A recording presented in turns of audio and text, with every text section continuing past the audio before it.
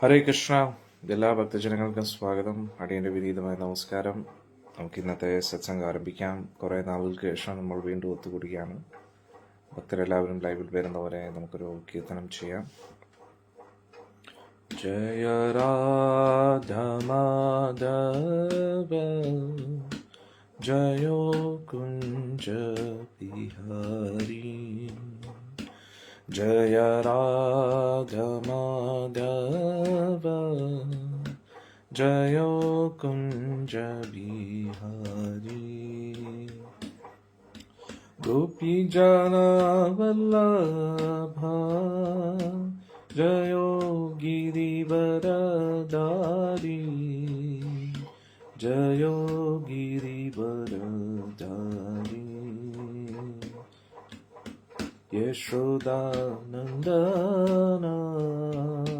ജയോ ബ്രജജന രഞ്ജന ജയോ യശോദാനന്ദന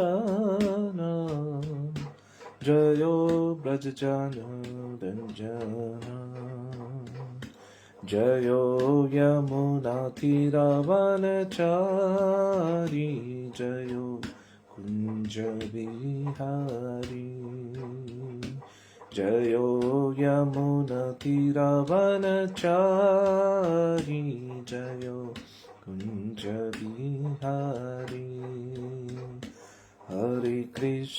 ഹരേ കൃഷ്ണ കൃഷ്ണ കൃഷ്ണ ഹരേ ഹരേ ഹരേ രാമ രാമ രാമ ഹരേ ഹരേ ഹരേ കൃഷ്ണ കൃഷ്ണ കൃഷ്ണ ഹരേ ഹരേ ഹരേ രാമ രാമ രാമ ഹരേ ഹരേ. ഓം നമോ ഭഗവതേ വാസുദേവായ. ഓം നമോ ഭഗവതേ വാസുദേവായ. ഓം നമോ ഭഗവതേ വാസുദേവായ. ഓം നമോ ഭഗവതേ വാസുദേവായ. നാരായണം നമസ്കൃത്യം നരം ചൈവ നരോത്തമം ദേവീം സരസ്വതീം വ്യാസം തതോ ജയമുദീരയേ. നഷ്ടപ്രായേഷു അഭദ്രേഷു നിത്യം ഭാഗവതഃ സേവയാ ഭഗവതി ഉത്തമശ്ലോകേ ഭക്തിർഭവതി നൈഷ്ഠികീ. കൃഷ്ണായ വാസുദേവായ ദേവകീനന്ദനായ ച നന്ദഗോപകുമാരായ ഗോവിന്ദായ നമോ നമഃ. ഓം അജ്ഞാനതിമിരന്ധസ്യ ജ്ഞാനാഞ്ജനശലാഘായ ചക്ഷുരുന്മിലിതം യേന തസ്മൈ ശ്രീഗുരുവേ നമഃ. ശ്രീചൈതന്യമനോഭീഷ്ടം സ്ഥാപിതം യേന ഭൂതലേ സ്വയം രൂപകദാ മह्यं ദദാതി സ്വപദാന്തികം. വന്ദേഹം ശ്രീഗുരും ശ്രീയുതാപദകമലം ശ്രീഗുരും വൈഷ്ണവാംശ്ച ശ്രീരൂപം സാഗ്രജാതം സഗണ രഘുനാഥാന്വിതം തം സജീവം സാദ്വൈതം സാവധൂതം പരിജനാസഹിതം കൃഷ്ണചൈതന്യദേവം ശ്രീരാധാകൃഷ്ണപാദാൻ സഹഗണലളിതാ ശ്രീവിശാഖാന്വിതംശ്ച. നമോ വിഷ്ണുപാദായ കൃഷ്ണപൃഷ്ഠായ ഭൂതലേ ശ്രീമതേ ജയപതാകസ്വാമിനിതി നാമിനി. നമാചാര്യപാദായ നിതായ കൃപപ്രദായിനി ഗൗരകഥാദാമോദായ നഗരഗ്രാമതാരിണി. നമോ വിഷ്ണുപാദായ കൃഷ്ണപൃഷ്ഠായ ഭൂതലേ ശ്രീമതേ ഭക്തിവേദാന്തസ്വാമിനിതി നാമിനി. നമസ്തേ സാരസ്വതേ ദേവേ ഗൗരവാണി പ്രചാരിണേ നിർവിശേഷ ശൂന്യവാദി പാശ്ചാത്യദേശതാരിണേ. നമോ വിഷ്ണുപാദായ കൃഷ്ണപൃഷ്ഠായ ഭൂതലേ ശ്രീമതേ ഭക്തിസിദ്ധാന്ത സരസ്വതീതി നാമിനേ. ശ്രീവാർഷവാനുഭി ദേവി ദൈതായ കൃപാബ്ദയേ കൃഷ്ണസംബന്ധ വിജ്ഞാനദായിനേ പ്രഭവേ നമഃ. മാധുര്യോജ്വല പ്രേമാഢ്യ ശ്രീരൂപാനുഗഭക്തിദ ശ്രീഗൗരകരുണാശക്തി വിഗ്രഹായ നമോസ്തുതേ. नमस्ते गौरवाणी श्रीमूर्ते दीनतारिणे रूपानुगविरतपसिद्धान्तद्वन्द्वहारिणे नमो गौरकिशोराय साक्षात् वैराग्यमूर्तये विप्रलम्बरसाम्बुदे पादाम्बुजायते नमः। नमो भक्तिविनोदाय सच्चिदानन्दनामिने गौरशक्तिस्वरूपाय रूपानुगवराय ते गौराविर्भावभूमेस्त्वं निर्देष्टसज्जनप्रिय वैष्णवः सर्वभौमा श्रीजगन्नाथाय ते नमः।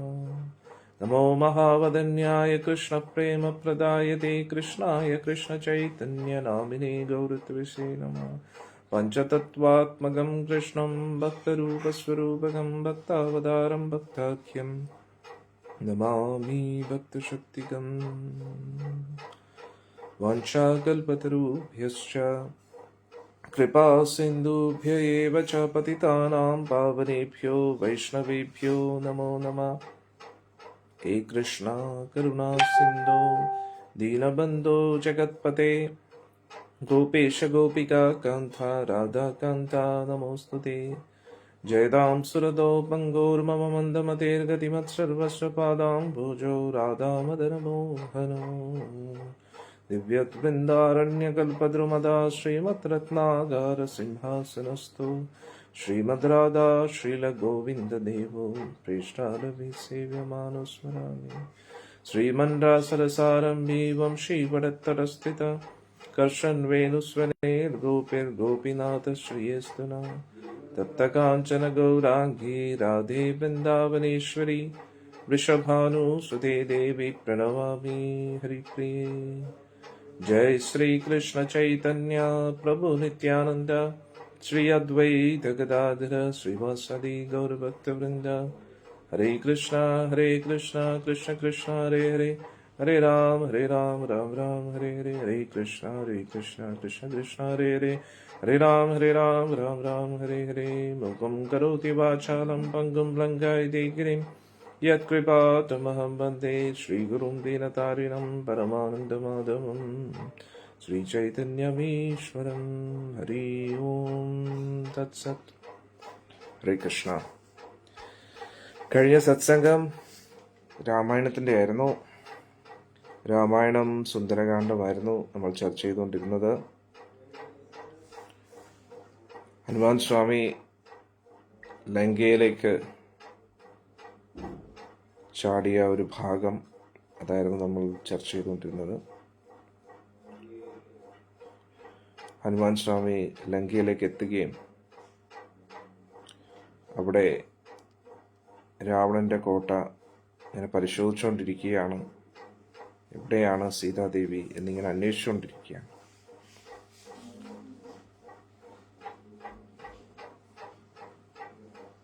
ഇവിടെ ചെന്നപ്പോൾ രാവണൻ ശയിക്കുന്ന ആ മന്ദിരത്തിലേക്ക് എത്തുകയാണ്. അവിടെ രാവണന്റെ ചുറ്റും ഒരുപാട് സുന്ദരിമാരായിട്ടുള്ള സ്ത്രീജനങ്ങൾ കിടക്കുന്നതായിട്ട് കണ്ടു. അതാരും സീതാദേവി അല്ല എന്ന് ഹനുമാൻ സ്വാമിക്ക് മനസ്സിലായി.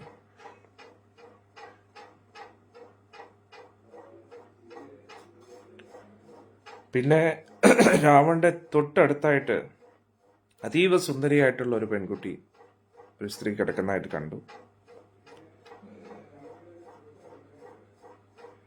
എന്നാൽ ആ സ്ത്രീയെ കണ്ടപ്പോൾ ഒരു നിമിഷം ഹനുമാൻ സ്വാമിക്ക് തോന്നി, ഇത് സീതാദേവിയാണോ? സീതാദേവിയെ കണ്ടുപിടിച്ചു എന്ന് പറഞ്ഞ് വളരെയധികം സന്തോഷത്തിൽ തുള്ളിച്ചാടിയ ഹനുമാൻ സ്വാമി. പക്ഷേ കുറച്ചു കഴിഞ്ഞപ്പോൾ ഹനുമാൻ സ്വാമി ആലോചിച്ചു, സീതാദേവി ഒരിക്കലും ഇങ്ങനൊരു പ്രവൃത്തി ചെയ്യത്തില്ല. ഇത് സീതാദേവി അല്ല എന്ന് ഹനുമാൻ സ്വാമിക്ക് മനസ്സിലായി. പിന്നെ ഹനുമാൻ സ്വാമി വീണ്ടും വിഷമത്തിലായി. ഇനി എന്തായിരിക്കും, ഇനി എവിടെയാണ് സീതാദേവി എന്ന് അന്വേഷിച്ചു തുടങ്ങിയാണ്.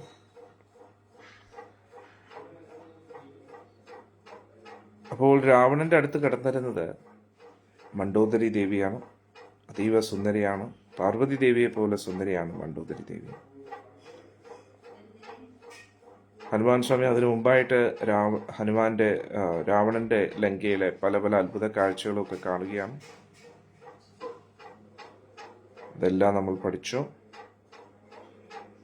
ഇത് നമുക്ക് മുന്നോട്ട് സുന്ദരകാന്ഡം ചർച്ച ചെയ്യാം. ഇന്നിപ്പോൾ 8-ാം തീയതിയാണ്. അന്നേരം 19-ാം തീയതി വരെ നമ്മൾ 18-ാം തീയതി വരെ രാമായണം തന്നെയായിരിക്കും ചർച്ച ചെയ്യുന്നത്. 19-ാം തീയതി ബലരാമസ്വാമിയുടെ ചില ഭാഗങ്ങൾ, കാരണം ബലരാമ ജയന്തിയാണ് 19-ാം തീയതി. അന്നത്തെ ദിവസം രാവിലെ ബലരാമസ്വാമിയുടെ കുറച്ച് ലീലകൾ നമ്മൾ ചർച്ച ചെയ്യും. ഉച്ചയ്ക്ക് ആശ്രമത്തിൽ അഭിഷേകം ഉണ്ടായിരിക്കുന്നതാണ് ബലരാമസ്വാമിയുടെ. എല്ലാവരും വരാൻ ശ്രമിക്കുക. ഭക്തിയിൽ പുരോഗമിക്കാൻ ഏറ്റവും പ്രധാനപ്പെട്ട ഒരു ഘടകമാണ് ബലരാമസ്വാമിയുടെ അനുഗ്രഹം. ബലരാമസ്വാമിയാണ് ആദി ഗുരു. സർവചരാചരങ്ങളുടെയും ഗുരുവാണ് ബലരാമസ്വാമി. അദ്ദേഹം തന്നെയാണ് സർവചരാചരങ്ങളുടെയും ഹൃദയത്തിൽ പരമാത്മാവായിട്ട് വസിക്കുന്നത്. പ്രത്യേകിച്ച് കലിയുഗത്തിൽ അതേ ബലരാമസ്വാമി തന്നെയാണ് നിത്യാനന്ദ പ്രഭുവായിട്ട് വന്നിരിക്കുന്നത്. ആ ബലരാമസ്വാമിയുടെ അനുഗ്രഹം വളരെ ഇമ്പോർട്ടൻ്റ് ആണ് ആധ്യാത്മിക പുരോഗതിക്കായിട്ട്. അതുകൊണ്ട് ബലരാമ ജയന്തി ദിവസം എല്ലാവരും വരാൻ ശ്രമിക്കുക. 19-ാം തീയതിയാണ്. അതേ ദിവസം ഉച്ചയ്ക്ക് അഭിഷേകം ഉണ്ടായിരിക്കും. അതിനു മുമ്പായിട്ട് അന്നത്തെ ദിവസം രാവിലെ ഭഗവാന്റെ ലീലകളൊക്കെ നമ്മൾ ചർച്ച ചെയ്യാം. ഉച്ചയ്ക്ക് 12 മണി വരെ നിർജ്ജല വ്രതം എടുക്കണം. അതിനുശേഷം നമ്മൾ ഇവിടുന്ന് കീർത്തനം ചെയ്ത് ഭഗവാനെ നമ്മൾ ഒരു ചെറിയൊരു സങ്കീർത്തനം, നഗരസങ്കീർത്തനം ചെയ്യും. ബലരാമസ്വാമിയും ശ്രീകൃഷ്ണ ഭഗവാനെയും കൂടെ കൊണ്ട് ഗുരുവായൂരിലും പിന്നെ നെന്മിനി ബലരാമസ്വാമി ക്ഷേത്രം വരെ കീർത്തനം ചെയ്യുന്നതായിരിക്കും. എന്നിട്ട് പിന്നെ അവിടുന്ന് തിരിച്ചു വരുന്നതായിരിക്കും. അതേ ദിവസം വൈകുന്നേരം ശ്രീമദ് ഭാഗവത സപ്താഹം ആരംഭിക്കുകയാണ്. വൈകുന്നേരത്ത് ഇവിടെ പാരായണവും പ്രഭാഷണവും ഉണ്ടായിരിക്കുന്നതാണ്. ഭാഗവത മഹാത്മ്യം പിറ്റേ ദിവസം 20-ാം തീയതി മുതൽ 1-ാമത്തെ സ്കന്ധം ആരംഭിക്കുന്നതായിരിക്കും. അതിൻ്റെ പ്രഭാഷണം ലൈവിൽ കാണിക്കുന്നതായിരിക്കും. പാരായണം ഇവിടെ വന്ന് എല്ലാവർക്കും കേൾക്കാം കേട്ടോ. ഹരേ കൃഷ്ണ. അപ്പോൾ നമുക്ക് ആരംഭിക്കാം. അന്നേരം 18-ാം തീയതി വരെ നമുക്ക് രാമായണം ചർച്ച ചെയ്യാം. കർക്കിടക മാസമാണ്. അതുകൊണ്ട് നമ്മളെ കൊണ്ട് പറ്റുന്ന മാക്സിമം ലഭിക്കുന്ന സമയങ്ങളിലെല്ലാം അത് രാമായണം ചർച്ച ചെയ്യാൻ ശ്രമിക്കണം. ഇത്രയും ദിവസം ഒരു ഗ്യാപ്പ് വന്നത് കുറച്ച് യാത്രയിലായിരുന്നു. പിന്നെ ഇവിടുത്തെ കുറച്ച് ആശ്രമത്തിൻ്റെതായിട്ടുള്ള കുറച്ച് കാര്യങ്ങൾ അതിൻ്റെ ഇടയിലായിരുന്നു. അതുകൊണ്ടാണ് ഇത് ലൈവിൽ വരാൻ പറ്റാഞ്ഞത്. ക്ഷമിക്കണം കേട്ടോ. ഇനി നമുക്ക് ആരംഭിക്കാം.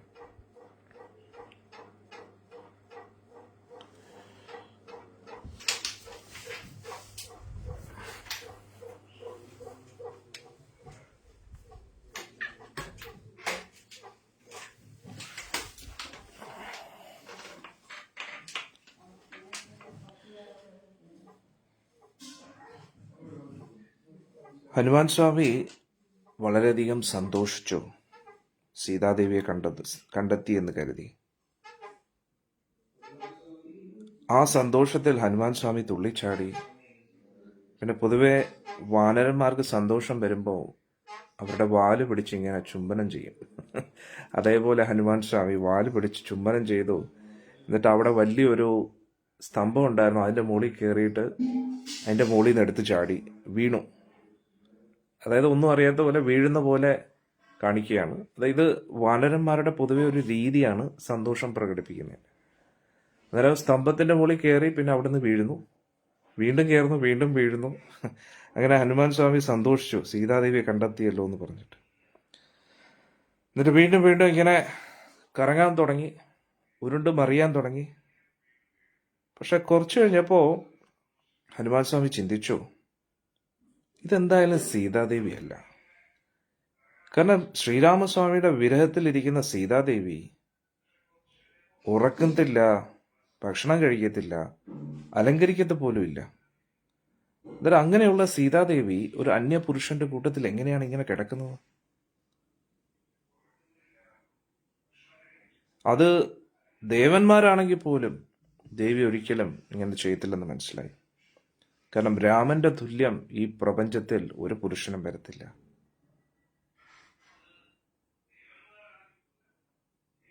അങ്ങനെ ഹനുമാൻ സ്വാമി വീണ്ടും നല്ല സൂക്ഷ്മമായിട്ട് നിരീക്ഷിച്ചു രാവണന്റെ അടുത്ത് കിടക്കുന്ന ആ സ്ത്രീയെ. മുഖത്ത് നോക്കിയപ്പോൾ ഒരു വിഷമത്തിന്റെ ഒരു ലാഞ്ചന പോലും കാണുന്നില്ല. അതുകൊണ്ട് ഒരു സംശയമില്ല, ഇത് സീതാദേവി അല്ല എന്ന് മനസ്സിലായി. അതുകൊണ്ട് കൂടുതൽ ശക്തമായിട്ട് ഹനുമാൻ സ്വാമി അന്വേഷിക്കാൻ തുടങ്ങി. ഹനുമാൻ സ്വാമി രാവണന്റെ ആ ഒരു കിടക്കയുടെ ചുറ്റും എല്ലായിടത്തും നോക്കി. അവിടെ ആയിരക്കണക്കിന് സ്ത്രീജനങ്ങൾ എല്ലായിടത്തും ഇങ്ങനെ കിടക്കുകയായിരുന്നു. അവരെല്ലാം അതീവ സുന്ദരികളായിരുന്നു. എല്ലാവരും വളരെയധികം അമൂല്യമായിട്ടുള്ള ആഭരണങ്ങളൊക്കെ ധരിച്ചിരിക്കുകയാണ്. ഹനുമാൻ സ്വാമി നോക്കിയപ്പോൾ അവിടെ എല്ലാം പലതരത്തിലുള്ള ദിവ്യ ഭക്ഷണങ്ങൾ ശേഖരിച്ചു വെച്ചിരിക്കുന്നു, പാനീയങ്ങൾ ശേഖരിച്ചു വെച്ചിരിക്കുന്നു. അതെല്ലാം സ്വർണത്തിൻ്റെയും സ്ഫടികത്തിൻ്റെയും പാത്രങ്ങളിലായിരുന്നു. അവിടെ എല്ലാം ദിവ്യ പുഷ്പങ്ങൾ വെതറിക്കിടക്കുന്നു. അതെല്ലാം കാണാൻ വളരെ ആകർഷകമായിരുന്നു. ആ ഭക്ഷണത്തിൻ്റെയും ആ പൂക്കളുടെയും ഒരു പ്രകാശം എല്ലാ ദിശകളിലേക്കും വ്യാപിക്കുകയായിരുന്നു. അത്രയ്ക്ക്, കാരണം സാധാരണ ഭക്ഷണമല്ലായിരുന്നു. ദേവലോകത്ത് ലഭിക്കുന്ന തത്തുല്യമായിട്ടുള്ള ഭക്ഷണമായിരുന്നു.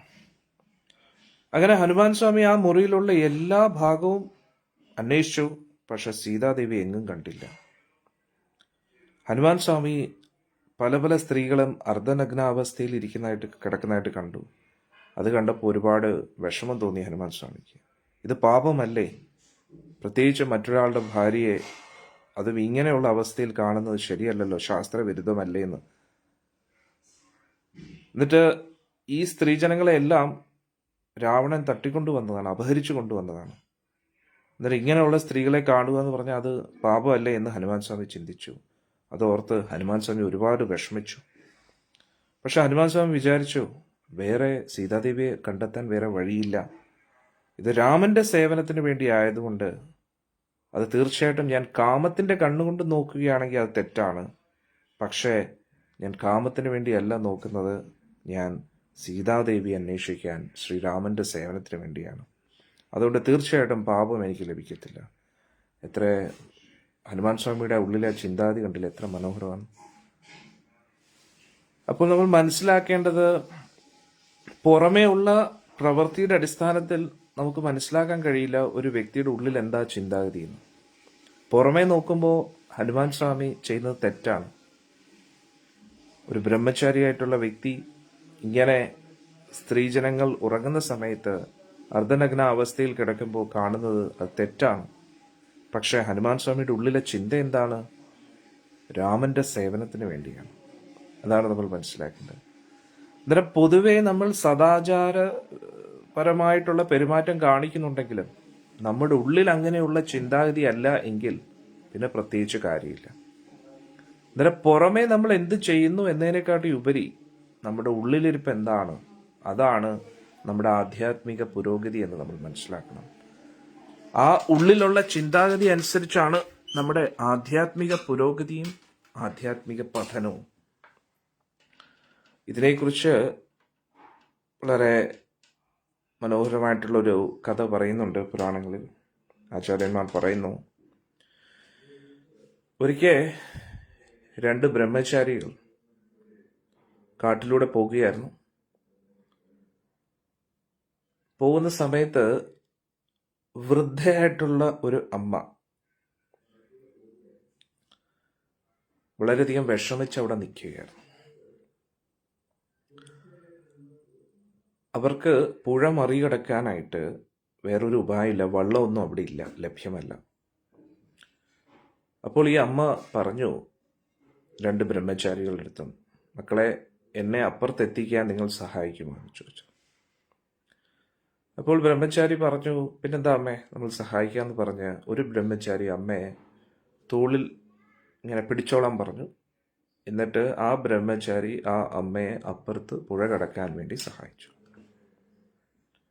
പക്ഷെ മറ്റു ബ്രഹ്മചാരിക്ക് അത് ഇഷ്ടപ്പെട്ടില്ല, തീരെ ഇഷ്ടപ്പെട്ടില്ല. എന്നിട്ട് അതിനുശേഷം അമ്മ ഒരുപാട് നന്ദി പറഞ്ഞു ഈ ബ്രഹ്മചാരി എടുത്ത്. എന്നിട്ട് മുന്നോട്ട് പോവുകയാണ്. കുറെ കഴിഞ്ഞപ്പോൾ ഈ ആ ബ്രഹ്മചാരിക്ക് ഇത് സഹിക്കുന്നില്ല. ഉള്ളിലങ്ങ് വിഷമവും ദേഷ്യവും ഇതെല്ലാം കൂടെ വന്നിട്ട് അവസാനം ബ്രഹ്മചാരി, നീ ചെയ്ത വളരെ മോശമായിട്ടുള്ള ഒരു പ്രവൃത്തിയാണ്, നീ ചെയ്ത് തെറ്റാണ്. അന്നേരം ബ്രഹ്മചാരി പറഞ്ഞു, ഞാൻ തെറ്റാണ് ചെയ്തത്? ബ്രഹ്മചാരി എന്ന് പറഞ്ഞാൽ ഒരിക്കലും സ്ത്രീകളെ തൊടാൻ പാടില്ല. അറിയാമല്ലോ നിനക്ക്, അത് എത്ര പ്രായമുള്ള സ്ത്രീയാണെങ്കിൽ പോലും. പക്ഷെ നീ അവരെയും ചുമന്നുകൊണ്ട് ഇപ്പുറത്തൊരു നദി കടന്നു. ഇത് തെറ്റല്ലേ നീ ചെയ്തെന്നുള്ളത്. അതായത് മറ്റേ ബ്രഹ്മചാരി പറഞ്ഞു, ആ സ്ത്രീയെ എൻ്റെ മനസ്സിൽ നിന്ന് എപ്പോഴേ കളഞ്ഞു, പക്ഷെ നീ എപ്പോഴും ആ സ്ത്രീയെ മനസ്സിൽ വെച്ചുകൊണ്ടിരിക്കുകയാണ്.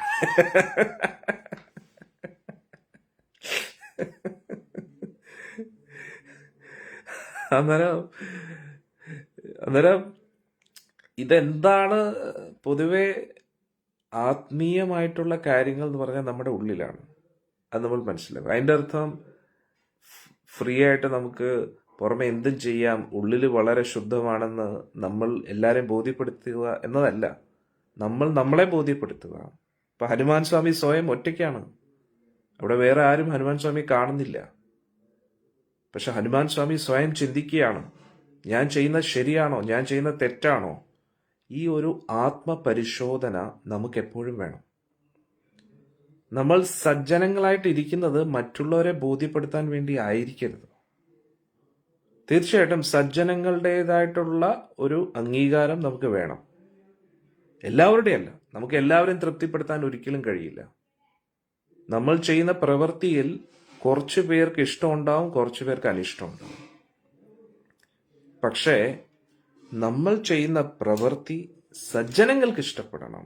അവരുടെ അംഗീകാരം, അവരുടെ ബഹുമാനം നമുക്ക് വേണം. അവരുടെ ബഹുമാനം എന്ന് പറഞ്ഞു കഴിഞ്ഞാൽ അവർ നമ്മളെ അംഗീകരിക്കണം സജ്ജനങ്ങളായിട്ട്. നമുക്ക് വേണ്ടുന്നത് സജ്ജന കൂട്ടായ്മയിലിടയിൽ നമ്മൾ ഒരാളായി നിൽക്കാൻ നമുക്ക് കഴിയണം, അവരുടെ ഒരു സേവകരായിട്ട്. അത് നമ്മൾ ആഗ്രഹിക്കുന്നതിൽ തെറ്റില്ല. പക്ഷേ എല്ലാവരെയും തൃപ്തിപ്പെടുത്താൻ നമുക്ക് ഒരിക്കലും കഴിയില്ല. ഈ പ്രപഞ്ചത്തിൽ അസൂയാലുക്കളായിട്ടുള്ള വ്യക്തികളുണ്ടാവും, അലസന്മാരായിട്ടുള്ളവരും, മടിയുള്ളവരും, മറ്റുള്ളവരെ ദ്രോഹിക്കാൻ മനസ്സ് എപ്പോഴും അതിനുള്ള പ്രവൃത്തികളിൽ മഗ്നരായിട്ടിരിക്കുന്ന വ്യക്തികളുണ്ട്. രജോ ഗുണം, തമോ ഗുണം, ഇത് തന്നെയാണ് ഈ ലോകത്തെ എല്ലാവർക്കും. പക്ഷെ സദ്ഗുണത്തിൽ ഉള്ള സജ്ജനങ്ങളുടെ ഒരു കൂട്ടായ്മയാണ് നമുക്ക് വേണ്ടത്. അതിനെയാണ് സത്സംഗം എന്ന് പറയുന്നത്. അതായത് അങ്ങനെയുള്ള കൂട്ടായ്മയിൽ നമ്മൾ ഇരിക്കണമെങ്കിൽ നമ്മൾ പുറമെ മാത്രം വളരെയധികം നല്ല വ്യക്തികളായിട്ട് അഭിനയിച്ചിട്ട് കാര്യമില്ല. നമ്മുടെ ഉള്ളിൻ്റെ ഉള്ളിൽ നമ്മൾക്കൊരു ആത്മപരിശോധന വേണം. പൊതുവെ നമ്മൾ നമ്മുടെ വീക്ഷണം കൊണ്ട് നമ്മൾ എപ്പോഴും ചുറ്റുമുള്ള ആൾക്കാരെയാണ് പരിശോധിച്ചുകൊണ്ടിരിക്കുന്നത്. അത് നമ്മുടെ ഒരു സ്വഭാവമാണ്. ഒരു ക്രിറ്റിസൈസ് ചെയ്യാനുള്ള ഒരു മനസ്സാണ് നമുക്ക് എപ്പോഴും ഉള്ളത്. നമ്മൾ ചുറ്റുമുള്ള ആൾക്കാരെ എപ്പോഴും ഇങ്ങനെ നിരീക്ഷിച്ചുകൊണ്ടിരിക്കും. ഇവർ ചെയ്യുന്ന തെറ്റാണോ, ഇവർ ചെയ്യുന്നത് ശരിയാണോ? അത് മാഗ്നിഫൈങ് ഗ്ലാസ് വെച്ച് നോക്കുന്നത് പോലെ വളരെ സൂക്ഷ്മമായിട്ട് നമ്മൾ എല്ലാവരുടെയും പ്രവർത്തികളെയും അവരുടെ എക്സ്പ്രഷൻസിനെയും വാച്ച് ചെയ്തുകൊണ്ടിരിക്കുകയാണെന്നല്ലോ.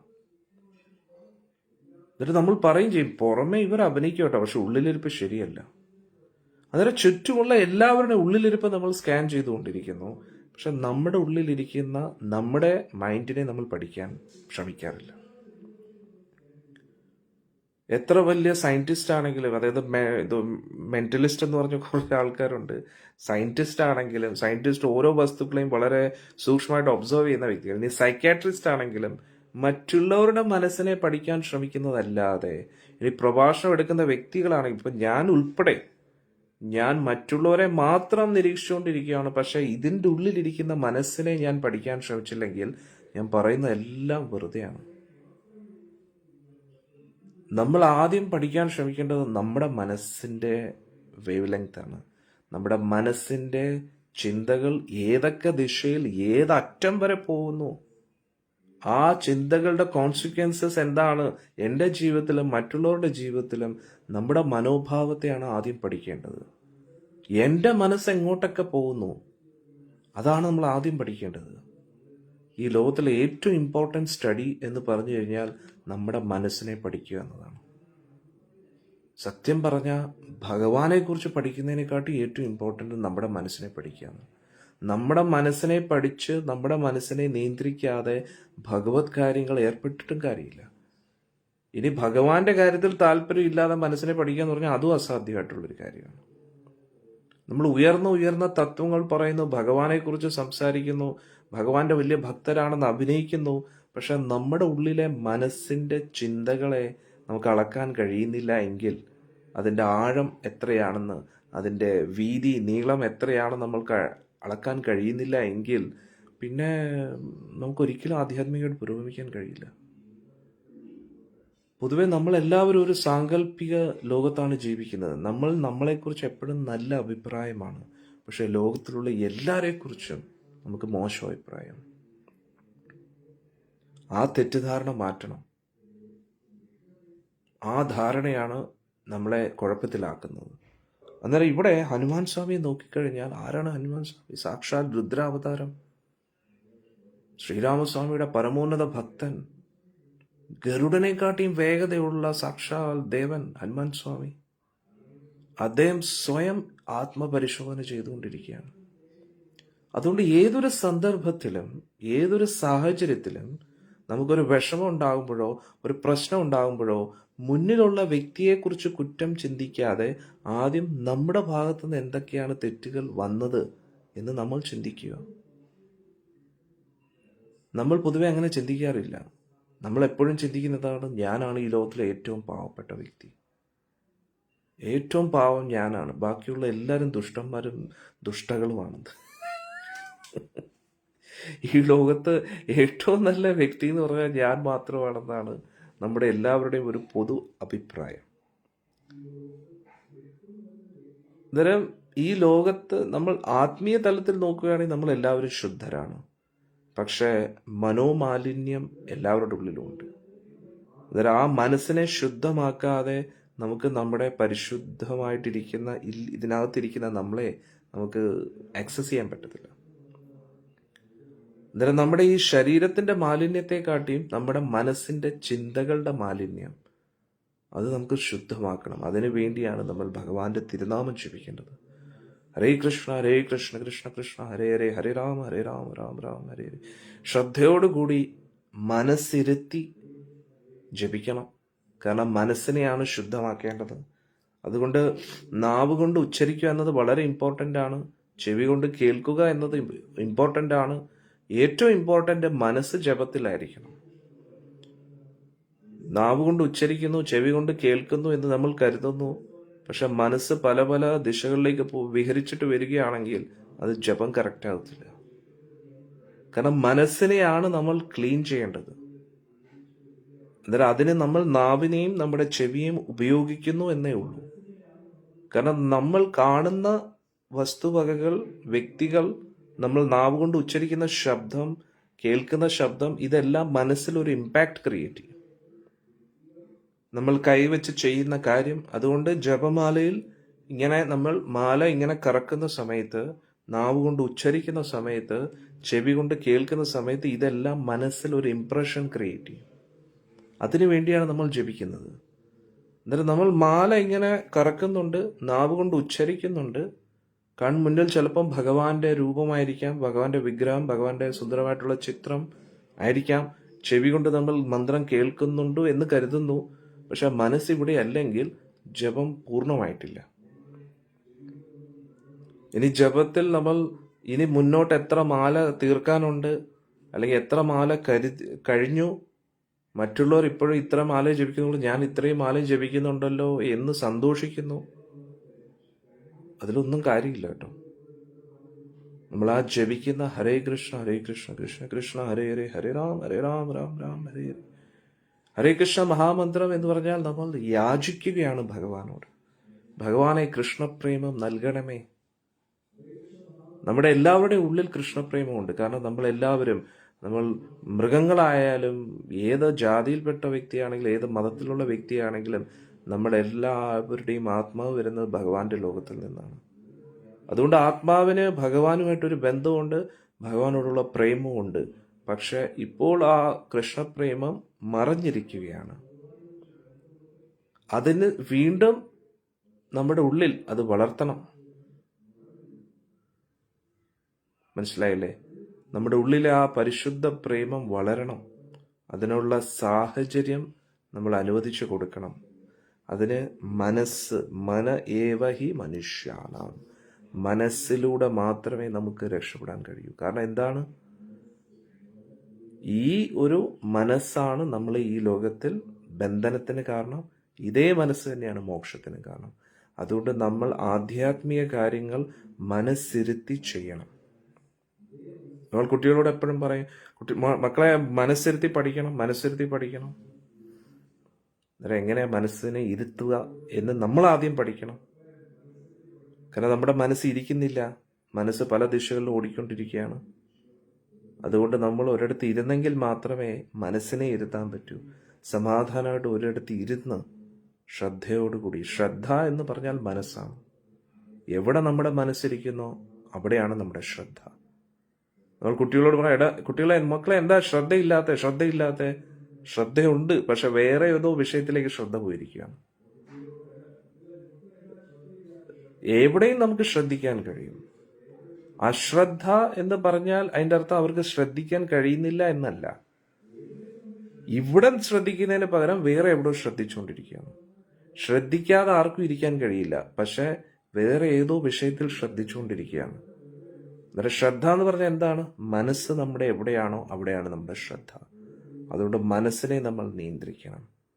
നമ്മൾ നമ്മുടെ മനസ്സിനെ നിയന്ത്രിക്കാൻ കഴിഞ്ഞില്ല എങ്കിൽ, കുറഞ്ഞ പക്ഷം ഭഗവാന്റെ തിരുനാമം ജപിക്കുമ്പോഴെങ്കിലും നമുക്ക് മനസ്സിനെ ശ്രദ്ധിക്കാൻ കഴിയുന്നില്ല എങ്കിൽ, മനസ്സിനെ നിയന്ത്രിക്കാൻ കഴിഞ്ഞില്ല എങ്കിൽ, പിന്നെ നമുക്ക് മറ്റു വിഷയങ്ങൾ മനസ്സിനെ നിയന്ത്രിക്കാൻ കഴിയില്ല. ജപിക്കാത്ത സമയത്തും, അതായത് ജപം നിർത്തിയതിന് ശേഷം നമ്മൾ വ്യവഹാര ലോകത്തിൽ പല കാര്യങ്ങൾ ചെയ്യുമ്പോഴും നമ്മുടെ മനസ്സ് അനിയന്ത്രിതമായിട്ട് പല ദിശകളിലേക്ക് ഓടും. അതിന് പൊതുവെ ഭക്തർ പറയാറുണ്ട്, ഹരേ കൃഷ്ണ മഹാമന്ത്രം ജപിച്ചതിന് ശേഷം ഒരുപാട് സമാധാനം, സന്തോഷം കിട്ടുന്നുണ്ട്. അതല്ല യഥാർത്ഥത്തിൽ ഹരേ കൃഷ്ണ മന്ത്രത്തിന്റെ റിസൾട്ട്. ഹരേ കൃഷ്ണ മഹാമന്ത്രത്തിന്റെ റിസൾട്ട് എന്ന് പറഞ്ഞാൽ പരമാനന്ദമാണ് നമുക്ക് ലഭിക്കുന്നത്, കൃഷ്ണപ്രേമമാണ് നമുക്ക് ലഭിക്കേണ്ടത്. പക്ഷേ ആ ഒരു അവസ്ഥയിലേക്ക് നമ്മൾ എത്താത്തത് എന്തുകൊണ്ടാണ്? അത് നമുക്കിപ്പോൾ ചർച്ച ചെയ്യാം. ഒരു മിനിറ്റ് കേട്ടോ, ഞാൻ ഇപ്പോൾ വരാം. ഹരേ കൃഷ്ണ. എല്ലാവരും ഒന്ന് വെയിറ്റ് ചെയ്യൂ.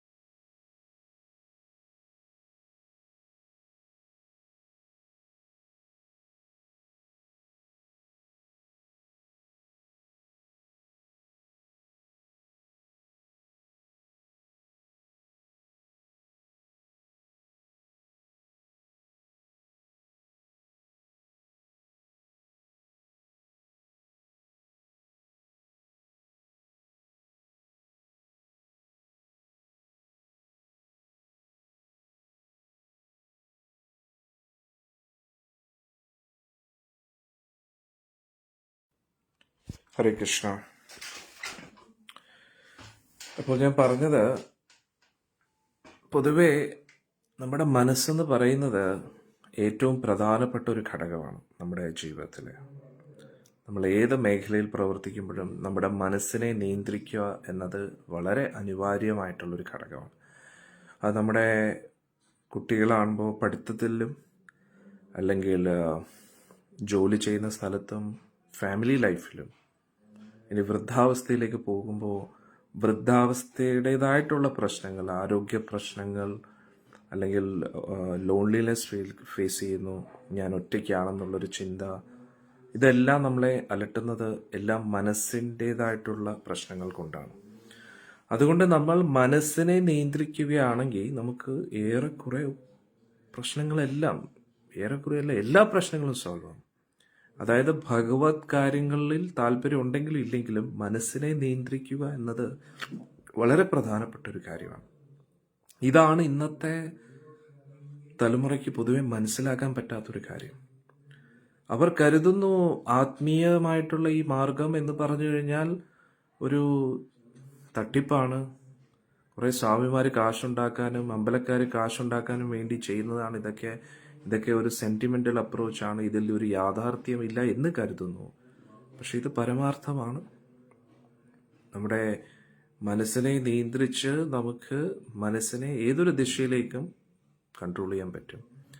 ഉദാഹരണത്തിന്, മനസ്സ് പല പല ദിശകളിലേക്ക് ഓടിക്കൊണ്ടിരിക്കുകയാണ്. അന്നേരം ഏതെങ്കിലും ഒരു വിഷയത്തിൽ മനസ്സിനെ പിടിച്ചു നിർത്താൻ നമുക്ക് കഴിയണം. അതിനെയാണ് നിയന്ത്രിക്കുക എന്ന് പറയുന്നത്.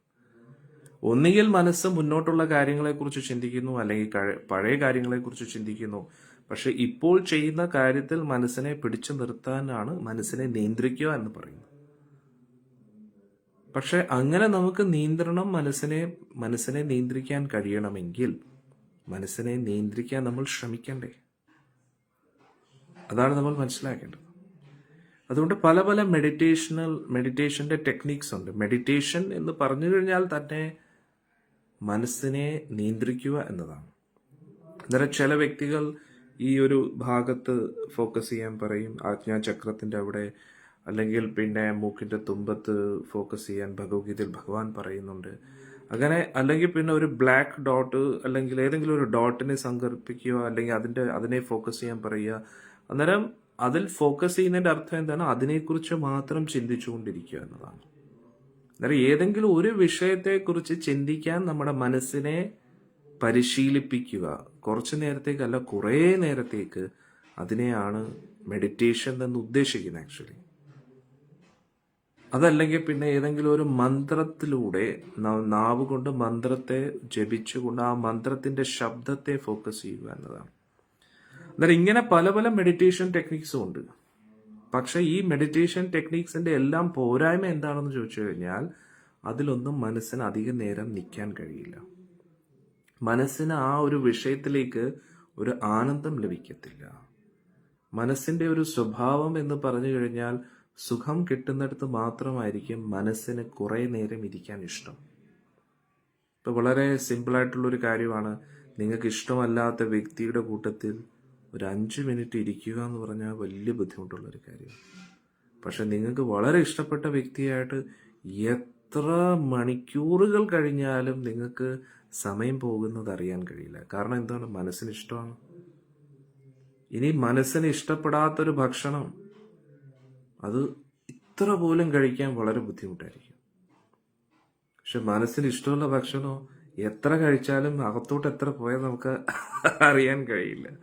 അതാണ് മനസ്സിന്റെ ഗെയിം എന്ന് പറയുന്നത്. അതുകൊണ്ട് മനസ്സിന് ഒരു ആനന്ദവും കൂടെ ലഭിക്കണം.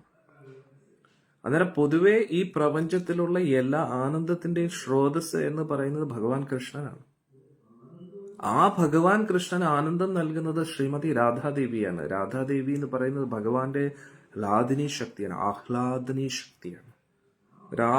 ആഹ്ലാദം നൽകുന്ന ദേവിയാണ് ശ്രീമതി രാധാദേവി.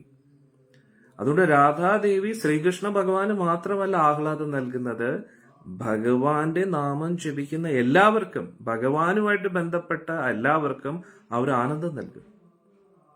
അതുകൊണ്ട് ഭക്തിയിൽ ആനന്ദം ലഭിക്കണമെങ്കിൽ രാധാദേവിയുടെ അനുഗ്രഹം വേണം. അപരാധം ചെയ്താലോ, രാധാദേവിക്ക് ഇഷ്ടമല്ലാത്ത കാര്യങ്ങൾ നമ്മൾ ചെയ്തു കഴിഞ്ഞാൽ ആനന്ദം കട്ടാവും. ആനന്ദം കട്ടാവുമ്പോൾ കൃഷ്ണനോടുള്ള താല്പര്യം കുറയും. കൃഷ്ണനോടുള്ള താല്പര്യം കുറഞ്ഞു കഴിഞ്ഞാൽ എന്താവും? ഭൗതിക വസ്തുവിനോടുള്ള ആക്രാന്തം കൂടും. അതുകൊണ്ടാണ് നമ്മൾ നോക്കിക്കഴിഞ്ഞാൽ യഥാർത്ഥ കൃഷ്ണഭക്തരാണ്. യഥാർത്ഥ കൃഷ്ണഭക്തർ അഭിനയിക്കുന്ന ഭക്തിയുള്ളവരല്ല. യഥാർത്ഥ കൃഷ്ണഭക്തരാണെങ്കിൽ അവർക്ക് ഭൗതിക വസ്തുവകകളെ ഉപേക്ഷിക്കാൻ വളരെ നിസ്സാരമായിരിക്കും.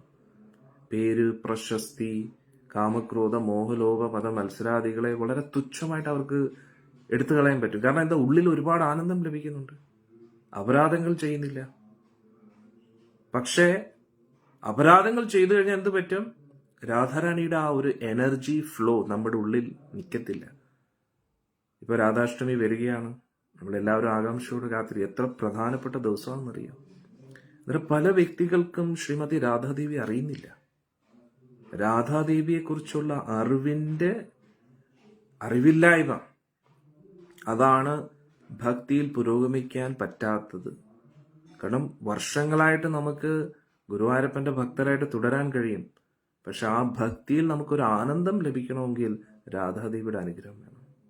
അതിന് നമ്മൾ ഹരേ കൃഷ്ണ മഹാമന്ത്രം ജപിക്കുകയല്ലാതെ വേറെ ഒരു രക്ഷയില്ല. എത്ര നമ്മൾ ഭഗവാന്റെ സഹസ്രനാമങ്ങൾ ജപിച്ചാലും രാധാദേവിയുടെ നാമവും കൂടെ ചേരുമ്പോൾ മാത്രമേ അത് പൂർണ്ണമാകൂ.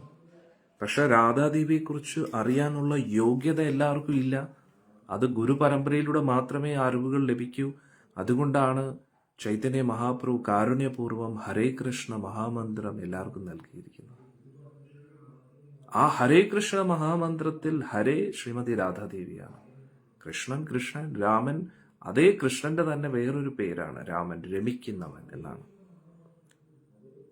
ഹരേ കൃഷ്ണ കൃഷ്ണ കൃഷ്ണ ഹരേ ഹരേ, ഹരേ രാം രാം രാം ഹരേ ഹരേ. അന്നേരം ഈ ഒരു മഹാമന്ത്രം, ഇതിനെ മഹാമന്ത്രം എന്നാണ് പറയുന്നത്. എന്തുകൊണ്ട്? ഇതിനപ്പുറം വേറൊരു മന്ത്രമില്ല.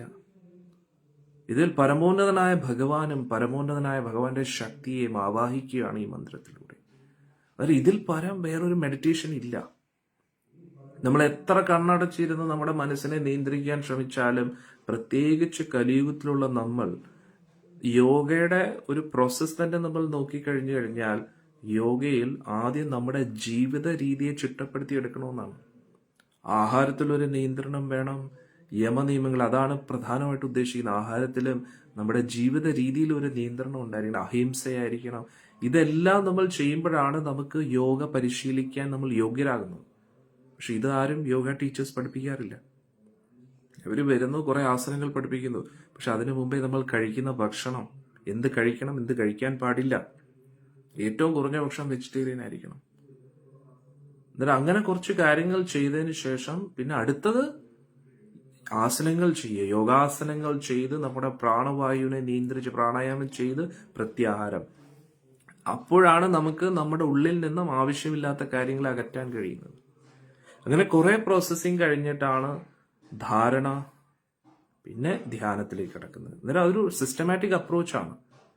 പക്ഷേ ഹരേ കൃഷ്ണ മഹാമന്ത്രത്തിന്റെ ബെനിഫിറ്റ് എന്ന് പറഞ്ഞു കഴിഞ്ഞാൽ, നമ്മൾ ഏതൊരു അവസ്ഥയിൽ ഇരിക്കുന്ന വ്യക്തിയാണെങ്കിലും ഓട്ടോമാറ്റിക്കലി നമ്മുടെ മനസ്സ് നിയന്ത്രണത്തിലാവും. കാരണം എന്താ, നമ്മൾ റൂട്ട് ലെവലിലാണ് പിടിക്കുന്നത്. ആത്മീയ തലത്തിലേക്ക് ആ നമ്മുടെ എല്ലാം സ്രോതസ്സായ ശ്രീകൃഷ്ണ ഭഗവാനെയും ശ്രീമതി രാധാറാണിയും ആവാഹിക്കുകയാണ് ഈ ഒരു മന്ത്രത്തിലൂടെ. അതുകൊണ്ട് ശ്രദ്ധയോടുകൂടി ഹരേ കൃഷ്ണ മഹാമന്ത്രം ജപിക്കുമ്പോൾ നമുക്ക് ആ പരമോന്നതനായ ഭഗവാന്റെയും പരമോന്നത ശക്തിയായ ശ്രീമതി രാധികയുടെ അനുഗ്രഹത്താൽ നമുക്ക് നമ്മുടെ മനസ്സിനെ നിയന്ത്രിക്കാനും ഉള്ളിൽ ആത്മീയ ആനന്ദം അനുഭവിക്കാനും കഴിയും. അതിന്റെ ബലത്തിൽ നമുക്ക് ആവശ്യമില്ലാത്ത കാര്യങ്ങളോട് നോ പറയാൻ കഴിയും. അതുകൊണ്ടാണ് നിങ്ങൾ എല്ലാവരും നോക്കിക്കഴിഞ്ഞാൽ നമ്മുടെ സത്സംഗത്തിൽ 2-3 വർഷമായിട്ടുള്ള ഭക്തരൊക്കെ ഉണ്ട്. നിങ്ങൾക്ക് ഇഷ്ടമുള്ള പല കാര്യങ്ങളും ഇപ്പോൾ ഇഷ്ടമല്ല. സത്സംഗത്തിൽ വരുന്നതിന് മുമ്പേ ഏറ്റവും കൂടുതൽ ഇഷ്ടമുള്ള കാര്യങ്ങളൊക്കെ ഇപ്പോൾ നിങ്ങൾ നോ പറഞ്ഞിരിക്കുകയാണ്. എന്തുകൊണ്ട്? നിങ്ങൾക്ക് ഉള്ളിൽ ഒരു ആനന്ദം അനുഭവിക്കാൻ കഴിയുന്നുണ്ട്. ആ ഒരു പരമാനന്ദം നമുക്ക് ലഭിക്കുന്നത് ഹരേ കൃഷ്ണ മഹാമന്ത്രത്തിലൂടെ. പക്ഷെ ഒരു യോഗി ആ ഒരു ആനന്ദത്തിന്റെ സ്റ്റേജിലേക്ക് എത്തുമെന്ന് പറഞ്ഞു കഴിഞ്ഞാൽ വർഷങ്ങളോളം യോഗ, ധ്യാന, തപസ് എല്ലാം ചെയ്ത് ഒരുപാട് വർഷങ്ങൾ കഴിഞ്ഞ് ഹൃദയത്തിലിരിക്കുന്ന പരമാത്മാവിന്റെ ഒരു ചെറിയൊരു സ്പർശനം ലഭിക്കുമ്പോഴാണ് കുറച്ച് ആനന്ദം ലഭിക്കുന്നത്. പക്ഷെ ഹരേ കൃഷ്ണ മഹാമന്ത്രം തുടർച്ചയായിട്ട് ഒരു 41 ദിവസം ജപിക്കുന്ന വ്യക്തികൾക്ക് ആ ഒരു ആനന്ദത്തിന്റെ, ഒരു യോഗിക്ക് വർഷങ്ങൾ തപസ് ചെയ്താൽ ലഭിക്കുന്ന ആനന്ദം ഒറ്റ നിമിഷം കൊണ്ട് ലഭിക്കുകയാണ്. അതിന് ഹിമാലയത്തിലൊന്നും പോകേണ്ട ആവശ്യമില്ല. നമ്മൾ എവിടെ ഇരിക്കുന്നോ അവിടെ ഇരുന്നു കൊണ്ട് ഏത് സമയത്തും എപ്പോഴും ശ്രദ്ധയോടുകൂടി ഹരേ കൃഷ്ണ മന്ത്രം ജപിച്ചാൽ മതി. അന്നേരം ശ്രദ്ധ എന്ന വാക്കിന്റെ അർത്ഥം എന്താ? മനസ്സ്. അന്നേരം ഒന്ന് ആലോചിച്ച് നോക്കൂ, ഇത്രയും അധികം ലാഭം ഹരേ കൃഷ്ണ മന്ത്രത്തിലൂടെ നമുക്ക് ലഭിക്കാമെങ്കിൽ നമ്മൾ വളരെയധികം ശ്രദ്ധിച്ച് ഭഗവാനോട് യാചിക്കുകയാണ്. ഭഗവാനെ, എനിക്ക് അങ്ങേ മനസ്സിലാക്കാൻ കഴിയണമേ, എനിക്ക് ആ കൃഷ്ണപ്രേമം നൽകണമേ, എല്ലാവിധ ഭൗതിക മാലിന്യങ്ങളിൽ നിന്നും എന്നെ മോചിപ്പിക്കണേ എന്ന് പ്രാർത്ഥിച്ചുകൊണ്ട് ഹരേ കൃഷ്ണ മഹാമന്ത്രം ജപിക്കുകയാണെങ്കിൽ നമുക്ക് ലഭിക്കാത്തത് എന്താണിനി? നമുക്ക് ഒരുപാട് ഭക്തിയിൽ പുരോഗമിക്കാൻ കഴിയും. നമുക്ക് ചിന്തിക്കുന്നതിനും അപ്പുറത്തായിട്ട് ഹരേ കൃഷ്ണ മഹാമന്ത്രത്തിന് തത്തുല്യമായിട്ട് ഈ ലോകത്തിൽ വേറെ മന്ത്രമില്ല. ഗായത്രി മന്ത്രം പോലും ഹരേ കൃഷ്ണ മന്ത്രത്തിന്റെ അടുത്തെത്തില്ല. ഈ പ്രപഞ്ചത്തിലുള്ള മൃത്യുഞ്ജയ മന്ത്രം ഒരു മന്ത്രത്തിനും ഹരേ കൃഷ്ണ മന്ത്രത്തിന്റെ അടുത്ത് എത്തിക്കാൻ കഴിയില്ല. കാരണം എന്താ? ഇത് പരമോന്നതമായിട്ടുള്ള മന്ത്രമാണ്. അതുകൊണ്ടാണ് ഇതിനെ മഹാമന്ത്രം എന്ന് പറയുന്നത്. യഥാർത്ഥത്തിൽ ഈ മന്ത്രം ഹരേ കൃഷ്ണ എന്ന് തന്നെയാണ്. പക്ഷെ നമുക്ക് ലഭിക്കുന്ന ഉപനിഷത്തുകളുടെ പ്രിന്റിൽ അത് ഹരേ രാമ എന്നാണ് പ്രിന്റ് ചെയ്തിരിക്കുന്നത്. അവിടെയാണ് തെറ്റുപറ്റുന്നത്. അതിപ്പോൾ സംഭവിച്ചതല്ല, കുറെ കാലങ്ങൾക്ക് മുമ്പേ പ്രിന്റിങ്ങിൽ വന്ന ആ ഒരു ഒറ്റ ഇതുകൊണ്ട് പിന്നെ ആ കലിസന്ധരുടെ ഉപനിഷത്തിൽ ഹരേ രാമ എന്ന് തന്നെ ആയിപ്പോയി. അന്നേരം നമ്മൾ ഈ കലിസന്ധരുടെ ഉപനിഷത്ത് പഠിച്ചിരുന്ന വ്യക്തികൾ അവരെല്ലാം ഹരേ രാമ എന്ന് ജപിച്ചു തുടങ്ങി. പക്ഷെ യഥാർത്ഥത്തിൽ ആ മന്ത്രം ഹരേ കൃഷ്ണ കൃഷ്ണ കൃഷ്ണ ഹരേ ഹരേ, ഹരേ രാമ രാമ രാമ ഹരേ ഹരേ. ഇത് ഈ മന്ത്രം നെറ്റിലൂടെ കിട്ടിയിട്ടും കാര്യമില്ല. ജപിക്കാം, നെറ്റിലൂടെ കിട്ടിക്കഴിഞ്ഞാൽ ജപിക്കാം. പക്ഷെ ഈ മന്ത്രം യഥാർത്ഥത്തിൽ അഫക്റ്റ് ചെയ്യുന്നത് ഒരു ഗുരുവിലൂടെ നമ്മൾ ആ ഒരു ഹരിനാമ ദീക്ഷ എടുക്കുമ്പോഴാണ്. ഒരു ഗുരു നമുക്ക് വേണ്ടി ജപിച്ച ഹരേ കൃഷ്ണ മഹാമന്ത്രം നൽകുമ്പോഴാണ് ആ മന്ത്രം യഥാർത്ഥത്തിൽ അൺലോക്ക് ആവുന്നത്. അല്ലാതെ തന്നെ നമുക്ക് ആനന്ദം ലഭിക്കും. പക്ഷെ അതിന്റെ പരിപൂർണത, ആ ഹരേ കൃഷ്ണ മഹാമന്ത്രത്തിന്റെ യഥാർത്ഥ പവർ, യഥാർത്ഥ ശക്തി നമുക്ക് അനുഭവിക്കണമെങ്കിൽ ഹരിനാമ ദീക്ഷ കിട്ടണം. ആ ദീക്ഷയിലൂടെ ഗുരു എന്താ ചെയ്യുന്നത്? നമ്മുടേതായിട്ടുള്ള ഭൗതിക കർമ്മങ്ങളെല്ലാം ആവാഹിച്ച് ആ ഹോമാഗ്നിയിൽ ഹോമിക്കുകയാണ്. എന്നിട്ട് പുതിയൊരു ജന്മം നൽകുകയാണ്. എന്നിട്ട് ആ ഒരു പുതിയ ജന്മത്തിലൂടെ നമ്മൾ ആ ഫ്രഷ് ആയിട്ട് ഹരേ കൃഷ്ണ മഹാമന്ത്രം ജപിക്കുമ്പോഴാണ് നമുക്ക് മനസ്സിലാവും, ഇതാണല്ലേ ഹരേ കൃഷ്ണ മന്ത്രം. വേണമെങ്കിൽ നിങ്ങൾ ദീക്ഷ എടുത്ത ഭക്തരോട് ചോദിച്ചു നോക്കൂ, ദീക്ഷ എടുക്കുന്നതിന് മുമ്പേ ഹരേ കൃഷ്ണ മന്ത്രം ജപിക്കുമ്പോൾ എങ്ങനെയായിരുന്നു, ഇപ്പോൾ എങ്ങനെയാണ്? ഒന്നുമില്ലാത്തടത്ത് ജപിക്കുന്നത് വളരെ നല്ലതാണ്. അതായത് something is better than nothing എന്ന് പറയുന്ന പോലെ ഒന്നുമില്ലാത്തടത്ത് എന്തെങ്കിലും ചെയ്യുന്നത് നല്ലതാണ്.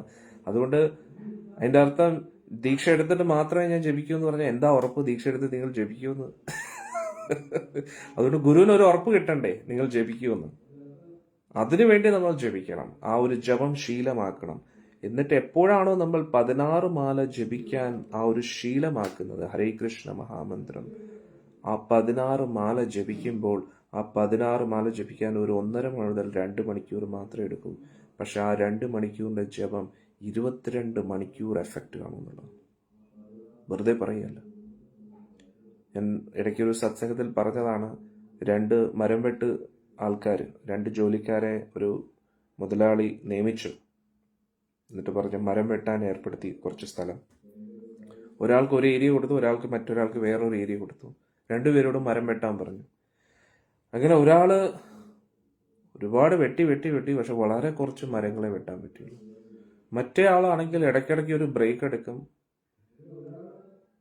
വീണ്ടും വന്ന് വെട്ടും. അന്നേരം ഇത് കണ്ടിട്ട് മറ്റേ ജോലിക്കാരൻ പറഞ്ഞ ഇവൻ ഇന്ന് കൂലി തീരെ കിട്ടത്തില്ല, ഇവ ഇടയ്ക്കിടയ്ക്ക് ബ്രേക്ക് എടുത്ത് എങ്ങനെയാ മരം വെട്ടാൻ കഴിയുന്നത്? പക്ഷെ ആ ദിവസം അവസാനിക്കുന്ന സമയത്ത് ഈ വ്യക്തിയെക്കാട്ടി ഏറ്റവും കൂടുതൽ മരം വെട്ടിയത് ആ ബ്രേക്ക് എടുത്ത വ്യക്തിയായിരുന്നു. ഇത് കണ്ടിട്ട് ജോലിക്കാരന് വലിയ അത്ഭുതമായി. എന്നിട്ട് കൂടുതൽ ശമ്പളം ഇങ്ങേർക്ക് കിട്ടി. കാരണം എത്ര മരം വെട്ടിയോ അതിനനുസരിച്ചായിരുന്നു കൂലി. ഇങ്ങേർക്കാണെങ്കിൽ കൂലി ഒന്നും കിട്ടിയതുമില്ല, അധികം ഒന്നും കിട്ടിയില്ല. ഉടനെ പോകുന്ന സമയത്ത് ഈ ജോലിക്കാരൻ മറ്റു ജോലിക്കാരനോട് ചോദിച്ചു, നീ എന്താണ് യഥാർത്ഥത്തിൽ ചെയ്തത്? നീ ഇടയ്ക്കിടയ്ക്ക് ബ്രേക്ക് എടുക്കുന്നത് കണ്ടല്ലോ, പിന്നെ എങ്ങനെ ഇത്രയും മരം വെട്ടിയത്? അന്നേരം ഉടനെ മറ്റേ ജോലിക്കാരൻ പറഞ്ഞു, സുഹൃത്തെ, ഞാൻ ബ്രേക്ക് എടുക്കാൻ വേണ്ടിയല്ല പോയത്, എൻ്റെ കോടാലിയുടെ മൂർച്ച കൂട്ടാൻ വേണ്ടിയാണ് പോയത്. വളരെ ഇമ്പോർട്ടൻ്റ് ആണ്. മൂർച്ചയില്ലാത്ത ആയുധം വെച്ച് വെട്ടിക്കഴിഞ്ഞാൽ എങ്ങനെയാണ് മരം വെട്ടാൻ കഴിയുക? അല്ലേ? നല്ല മൂർച്ചയുണ്ടെങ്കിൽ എന്താവും? വേഗത്തിൽ വെട്ടാൻ പറ്റും, സമയം ലാഭിക്കാൻ പറ്റും. ഇതിന്റെ അർത്ഥം എല്ലാവരും മരം വെട്ടാനല്ല ഞാൻ പറഞ്ഞത്. ഇതിൽ നിന്ന് ഉദ്ദേശിക്കുന്നത് എന്താണ്? നമ്മുടെ മനസ്സിനെ മൂർച്ച കൂട്ടുക, മനസ്സിനെ ഷാർപ്പാക്കുക. മനസ്സിനെ ഷാർപ്പാക്കി കഴിഞ്ഞാൽ എല്ലാ കാര്യങ്ങളും വളരെ ഈസി ആയിരിക്കും. പഠിക്കാൻ വളരെ ഈസി ആയിരിക്കും കുട്ടികൾക്ക്. ജോലി സ്ഥലത്ത് എഫിഷ്യൻസി കൂടും. നമ്മുടെ കുടുംബത്തിലുള്ള ഇടപെടലുകൾ കുറച്ചും കൂടെ, നമുക്ക് കുറച്ച് ക്ഷമയും സമാധാനവും ഉണ്ടെങ്കിൽ വഴക്കുണ്ടാവത്തില്ല.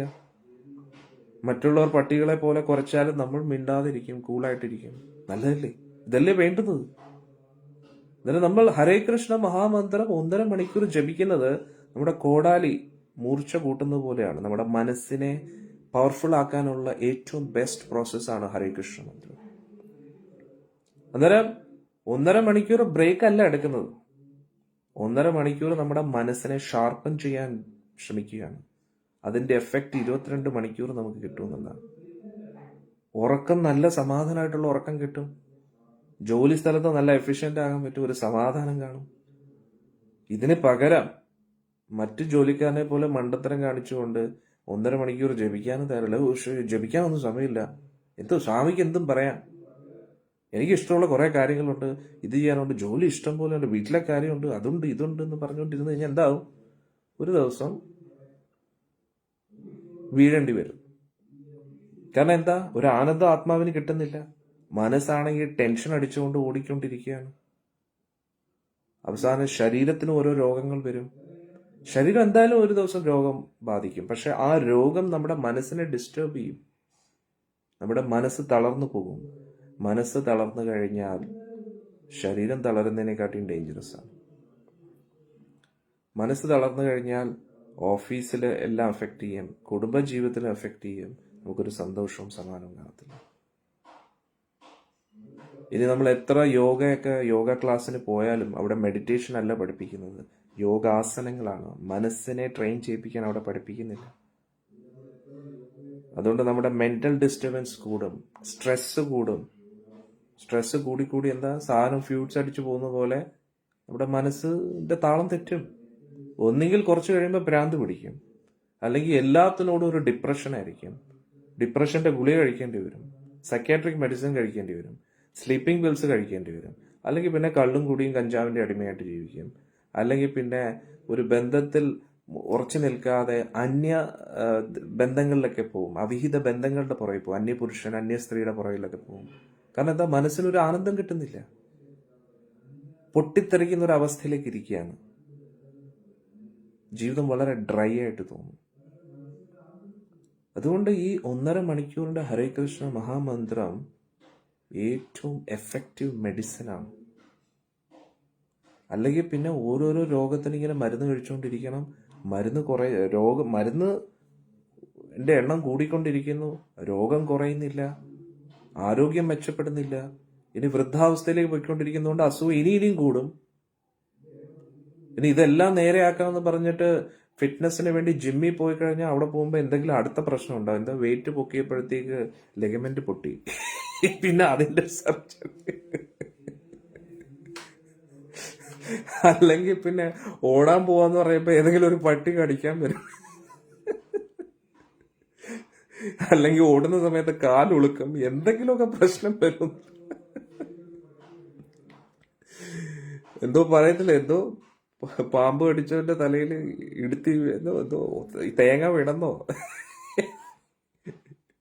അങ്ങനെ എന്തെങ്കിലുമൊക്കെ സംഭവം. ഒന്നാതെ ഇത്രയും പണിയായിട്ടിരിക്കുക, അതിന്റെ കൂട്ടത്തിൽ പാമ്പും കൂടെ കടിക്കുക, ഇതും കൂടെ ആവും. ആകെ കൂടെ ഒരു കൺഫ്യൂസ്ഡിങ് അവസ്ഥയായിരിക്കും. കാരണം പുണ്യവും ഇല്ല, പുണ്യപ്രവൃത്തികൾ ഒന്നും ചെയ്യുന്നില്ല.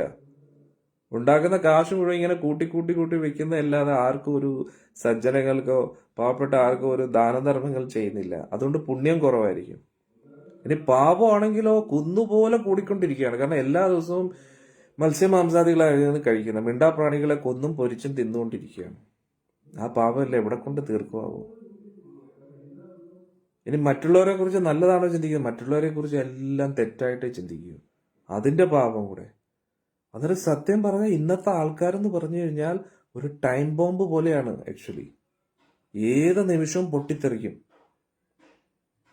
സത്യം പറഞ്ഞാൽ ഒരു തീപ്പെട്ടി പോലെയാണ് അവരുടെ ജീവിതം. ഒന്ന് ഒരച്ചാൽ മതി, പൊട്ടി ഒറ്റ സ്പാർക്ക് എല്ലാം കത്തിച്ചാമ്പലാവുന്നുള്ളതാണ്. അതുകൊണ്ടാണ് ഇന്നത്തെ ആൾക്കാർക്ക് മനസ്സോർന്ന് ചിരിക്കാൻ പോലും പറ്റത്തില്ല. കാരണം എന്താ, അകത്ത് ആ ബോയിലിംഗ് പോയിന്റിന്റെ അറ്റത്ത് വന്നിരിക്കുകയാണ്. ഒന്ന് ക്ഷമയുടെ നെല്ലിപ്പല പിടിച്ചോണ്ടാണ് എല്ലാവരും നടക്കുക. അതിന്റെ ഏറ്റവും അറ്റത്ത് വന്നിരിക്കുകയാണ്. എന്നിട്ട് ഇതിൽ നിന്ന് റിലാക്സ് ആവാൻ വേണ്ടി മോട്ടിവേഷണൽ ക്ലാസ്സസ് ഒക്കെ യൂട്യൂബിൽ ഇഷ്ടംപോലെ കണ്ടുകൊണ്ടിരിക്കും. We should not worry, everything will be ഇങ്ങനെ പോസിറ്റീവ് ആയിരിക്കും എന്നൊക്കെ കേൾക്കും. പക്ഷെ അകത്തൊരു പോസിറ്റീവ് തോന്നുന്നില്ല. ആർട്ടിഫിഷ്യലി ചിരിക്കാൻ ശ്രമിക്കും, പുറമെ നല്ല സെൽഫി എടുക്കുമ്പോഴൊക്കെ ചിരിക്കുകയൊക്കെ ചെയ്യും. പക്ഷെ അകത്തെല്ലാം കൂടെ പൊട്ടിത്തെറിയുടെ ഒരു ആ പോയിന്റിൽ വന്നിരിക്കുകയാണല്ലോ. ഏത് നിമിഷം എല്ലാം ബ്ലാസ്റ്റ് ആവുന്നുണ്ട്. ആ പൊട്ടിത്തെറിയിൽ ഒന്നുകിൽ ശരീരം മൊത്തം തീരും, അല്ലെങ്കിൽ മനസ്സിന്റെ താളം തെറ്റും, കിളി പോയതുപോലെ ഇരിക്കും. ഇനി ശരീരവും മനസ്സും ഓക്കെ ആയിട്ടാണ്, ഒരു കൺട്രോളിലാണ് പോകുന്നതെങ്കിൽ കുടുംബത്തിൽ അടിയും ഇടിയും വഴക്കുമായിരിക്കും. കാരണം ഓഫീസിലെ ദേഷ്യം മുഴുവൻ കുടുംബത്തിൽ തീർക്കും, അല്ലെങ്കിൽ കുടുംബത്തിലെ ദേഷ്യം മുഴുവൻ ഓഫീസിൽ തീർക്കും, അല്ലെങ്കിൽ ഇതെല്ലാം കൂടെ കുട്ടികളുടെ മേൽ തീർക്കും, അല്ലെങ്കിൽ പിന്നെ സ്വന്തം ശരീരത്തിൽ കള്ളിന്റെയും കഞ്ചാവിന്റെയും അടിമയായി സ്വന്തം ശരീരത്തെ നശിപ്പിച്ചുകൊണ്ടിരിക്കും. അതുകൊണ്ടൊരു വല്ലാത്തൊരു ജീവിതമാണ്. എന്നാലും ഇങ്ങനെയുള്ള ആൾക്കാരുടെ കൂട്ടത്തിൽ നിൽക്കുക എന്ന് പറഞ്ഞാൽ ഏറ്റവും ഡേഞ്ചർ അവസ്ഥയാണ്. എപ്പോഴും എന്ത് സംഭവിക്കാന്നുള്ളതാണ്.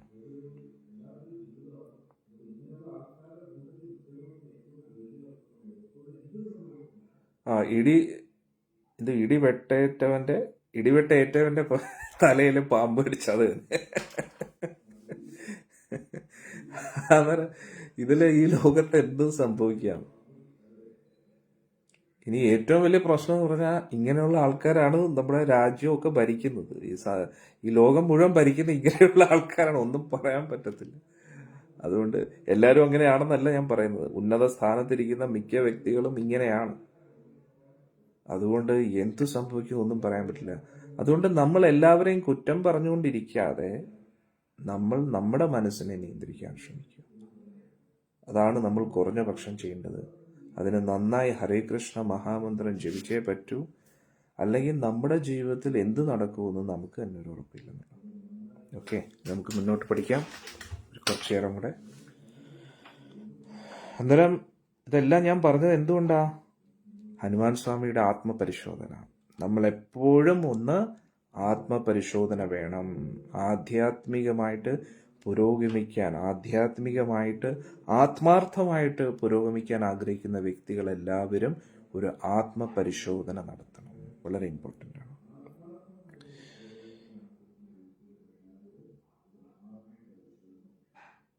അങ്ങനെ ഹനുമാൻ സ്വാമി എന്ത് ചെയ്തു? ഹനുമാൻ സ്വാമിക്ക് വിഷമം ഉണ്ടായിരുന്നു. കാരണം സീതാദേവിയെ കണ്ടെത്തിയിട്ടില്ല. ഇനി എവിടെ നോക്കണം എന്ന് പറഞ്ഞിട്ട് അദ്ദേഹം വിചാരിച്ചു, ഇനി തിരിച്ച് സുഗ്രീവന്റെ അടുത്ത് എത്തിയാലും ശ്രീരാമസ്വാമിയുടെ അടുത്ത് ഞാൻ എന്ത് പറയും? നീ ഇത്രയും വലിയ രീതിയിൽ ലങ്കയിൽ ചാടിയിട്ട് വെറുതെ ആയിപ്പോയല്ലോ. ഇനി ആ സീതാദേവി ആത്മഹത്യ ചെയ്തോ? ഇനി ഏതെങ്കിലും രാക്ഷസന്മാര് മെഴുങ്ങിയോ? ഇങ്ങനെയുള്ള ചിന്തകളെ ചിന്തിക്കാൻ പോലും ഹനുമാൻ സ്വാമിക്ക് താല്പര്യം. ഒന്ന് ആലോചിച്ചു, പാവം എത്ര വിഷമിച്ചിരിക്കുന്നു അല്ലേ? എന്നാലും ഹനുമാൻ സ്വാമി പറഞ്ഞു, നമുക്ക് എല്ലാവർക്കും ഒരു പ്രചോദനമാണ് ഹനുമാൻ സ്വാമി. ഒന്ന് ആലോചിച്ചു, ഇത്രയും ശക്തമായിട്ട് ലങ്കയിലേക്ക് ചാടിയതിന് ശേഷവും ഹനുമാൻ സ്വാമി ഒരുപാട് പ്രശ്നങ്ങളെ നേരിടുകയാണ്. ഹനുമാൻ സ്വാമി ചിന്തിച്ചുകൊണ്ടിരിക്കുകയാണ്. അന്നേരം ഹനുമാൻ സ്വാമി തീരുമാനമെടുത്തു, സീതാദേവിയെ കണ്ടെത്തിയിട്ടേ അടങ്ങൂ. സീതാദേവിയുടെ വിവരങ്ങൾ അന്വേഷിച്ച് കണ്ടെത്തണം. സീതാദേവിയെ ഇനി കണ്ടെത്താൻ കഴിഞ്ഞില്ലെങ്കിൽ മരണം വരെ ഞാൻ ഉപവാസം ഇരിക്കുകയാണെന്ന് പറഞ്ഞു. ഇങ്ങനെ ചിന്തിച്ച് ഹനുമാൻ സ്വാമി കൊട്ടാരത്തിൽ നിന്നും പുറത്തു വന്നു. അങ്ങനെ പുറത്തു വന്നപ്പോൾ ആ കൊട്ടാരത്തിന് ചുറ്റുമുള്ള ഉദ്യാനങ്ങളൊക്കെ ഹനുമാൻ സ്വാമി കണ്ടു. അന്നേരം ഹനുമാൻ സ്വാമി വിചാരിച്ചു, ഈ ഭാഗം ഞാൻ അന്വേഷിച്ചില്ലല്ലോ. ഹനുമാൻ സ്വാമി എല്ലാ ദേവന്മാരോടും പ്രാർത്ഥിച്ചു, ഇവിടെയെങ്കിലും എനിക്ക് സീതാദേവിയെ കാണാൻ പറ്റണേ എന്ന് പ്രാർത്ഥിക്കുകയാണ്. അങ്ങനെ ഉദ്യാനത്തിൽ എത്തിയപ്പോൾ രാമനെ സ്മരിച്ചു. ഇതാണ് നമ്മൾ മനസ്സിലാക്കേണ്ടത്. ആ രാമന്റെ സ്മരണയാണ് ഹനുമാന്റെ വിജയം. ഉള്ളിലെപ്പോഴും ഹനുമാൻ സ്വാമി രാം രാം രാം രാം രാം രാം രാം രാം ഇങ്ങനെ ജപിച്ചുകൊണ്ടിരിക്കുകയാണ്. ശ്വാസം എടുക്കുന്നതിനെക്കാട്ടിയും കൂടുതൽ രാമനാമം ജപിച്ചുകൊണ്ടിരിക്കുക. അതേപോലെ ആയിരിക്കണം നമ്മൾ.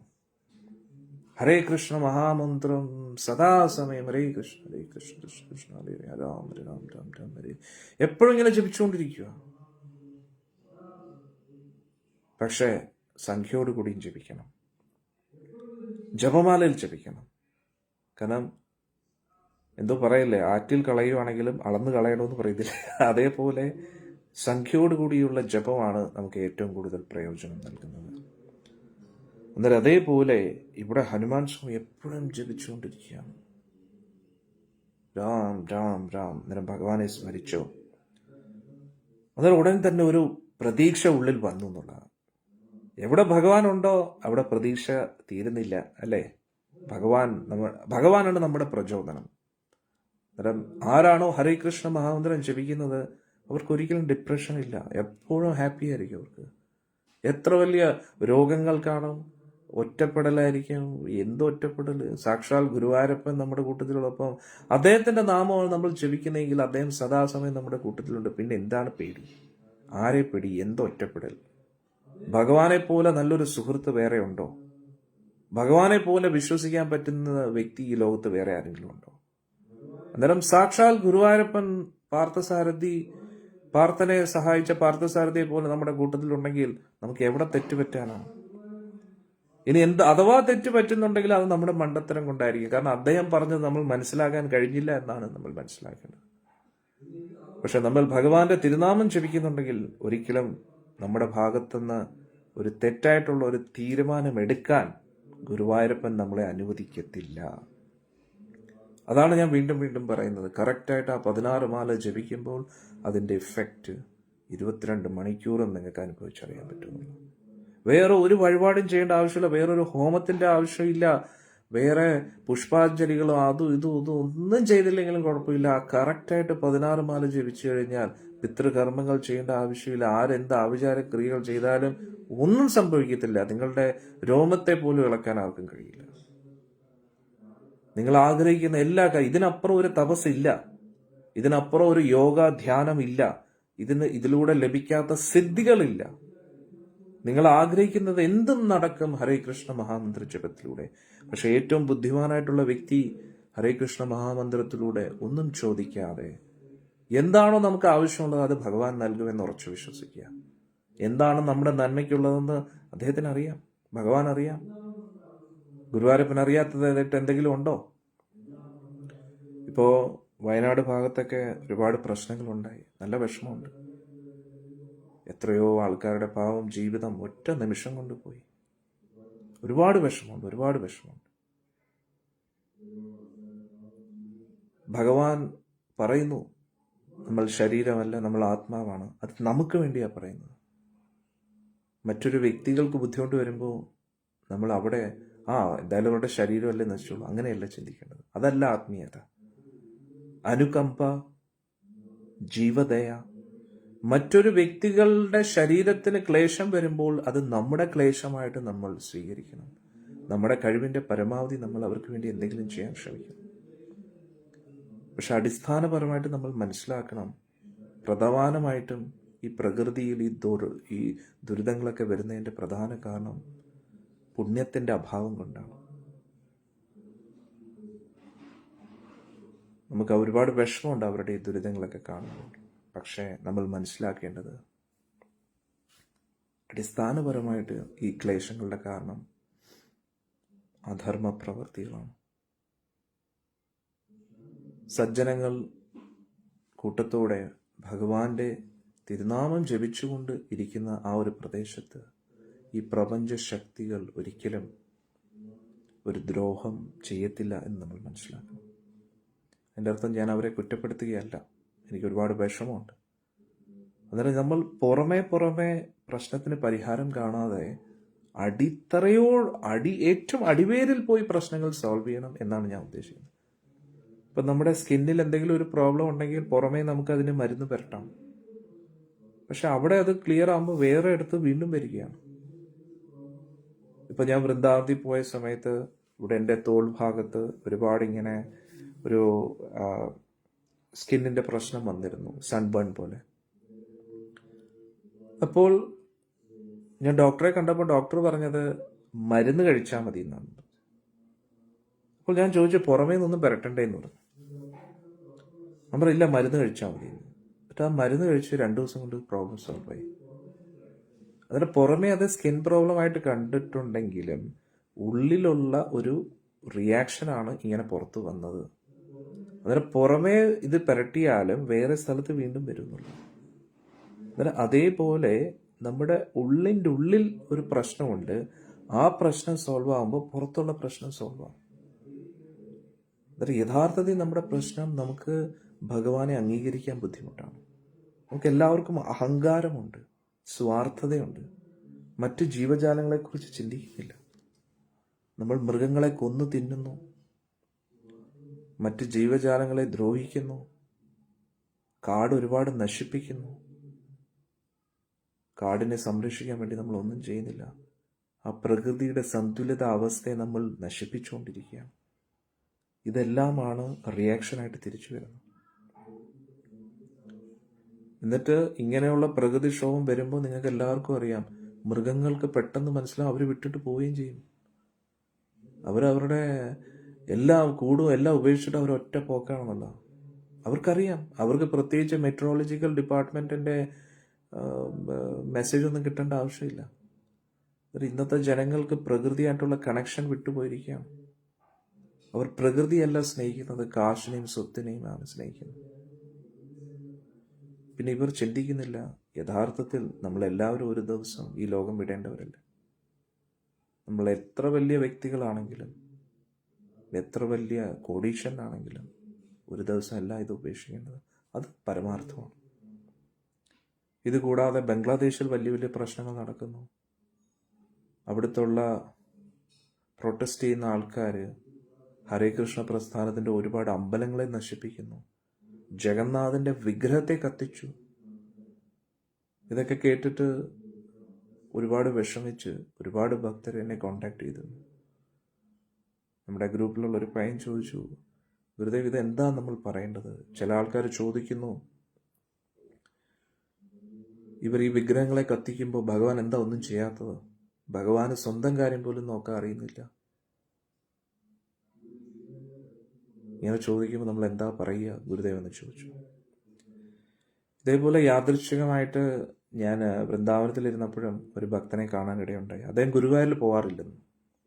ഞാൻ ചോദിച്ചു, അതെന്താ ഗുരുവായൂരിൽ പോകണ്ടേ, ഗുരുവായൂരപ്പനെ കാണണ്ടേ? പണ്ട് പോർച്ചുഗീസുകാർ വന്നപ്പം ഗുരുവായൂരപ്പൻ അമ്പലപ്പുഴയിലേക്ക് ഓടിയില്ലായിരുന്നു. ഇവരോടൊക്കെ എന്താ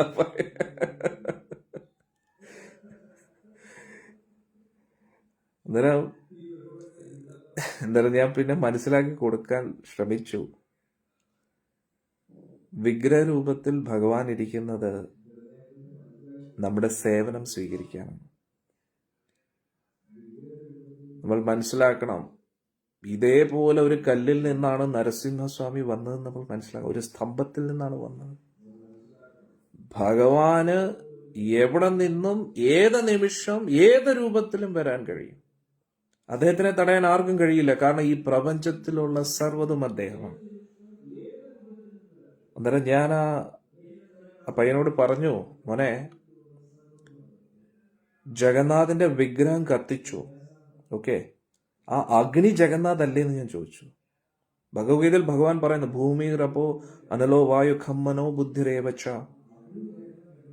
ഈ പ്രപഞ്ചത്തിലുള്ള എല്ലാ ശക്തിയും ഗുരുവായൂരപ്പനാണ്. അഗ്നി കൃഷ്ണനല്ലേ? ആ ഹോമാഗ്നിയിലാണ് നമ്മൾ എല്ലാ ഹവിസ്സുകളും സമർപ്പിക്കുന്നത്. അന്നേരം അഗ്നി കൃഷ്ണനല്ലേ? തടി രൂപത്തിൽ ജഗന്നാഥ് ഇരിക്കുന്നു, അഗ്നി ജഗന്നാഥ് അല്ലേ? ജഗന്നാഥിന്റെ വാക്കിന്റെ അർത്ഥം തന്നെ എന്തായിരുന്നു? ജഗത്തിന്റെ മുഴുവൻ നാഥൻ. ഈ ജഗത്തിലുള്ള എല്ലാം അദ്ദേഹത്തിൻ്റെതാണ്. ഈശാവാസ്യം ഇതം സർവം. അദ്ദേഹത്തിന്റെ ഒരു രൂപത്തെ കത്തിച്ചു കഴിഞ്ഞാൽ മറ്റു രൂപത്തിൽ അദ്ദേഹം ഇല്ലേ? ഈ പ്രപഞ്ചത്തിൽ സർവ്വ ചരാചരങ്ങളിലും നിറഞ്ഞു നിൽക്കുന്ന പരമോന്നത ഭഗവാനാണ് ജഗന്നാഥൻ, ഗുരുവായൂരപ്പൻ. അദ്ദേഹത്തിന് ആർക്ക് എന്ത് ചെയ്യാൻ പറ്റും? ഒരു പട്ടി ഇവിടുന്ന് ചന്ദ്രനെ നോക്കി കുറച്ചെന്ന് പറഞ്ഞ ചന്ദ്രൻ എന്താവാനാണ്? അതുകൊണ്ട് ഒരാള് ജഗന്നാഥന്റെ വിഗ്രഹം കത്തിച്ചത് കൊണ്ട് ജഗന്നാഥൻ എന്ത് സംഭവിക്കാനാണ്? ഒന്നും സംഭവിക്കത്തില്ല. പക്ഷേ ഭക്തരെന്നുള്ള രീതിയിൽ അവര് യശോദാമ്മയുടെ ഭാവത്തിലാണ് ഇരിക്കേണ്ടത്. യശോദാമ്മയുടെ നോട്ടത്തിൽ ഭഗവാൻ ഗോവർദ്ധന പർവ്വതം ഉയർത്തിയ ആളാണെങ്കിൽ പോലും എന്റെ കുട്ടി എന്റെ കുട്ടിയാണ്. വൃന്ദാവനവാസികളെ സംബന്ധിച്ചിടത്തോളം എന്റെ കൃഷ്ണൻ വലിയ അത്ഭുത വ്യക്തിയാണ്, ഒരുപാട് അത്ഭുതങ്ങൾ ചെയ്യുന്ന കുട്ടിയാണ്. പക്ഷെ എനിക്കതൊന്നും അറിയേണ്ട ആവശ്യമില്ല. എന്റെ കുട്ടി എന്റെ കുട്ടിയാണ്.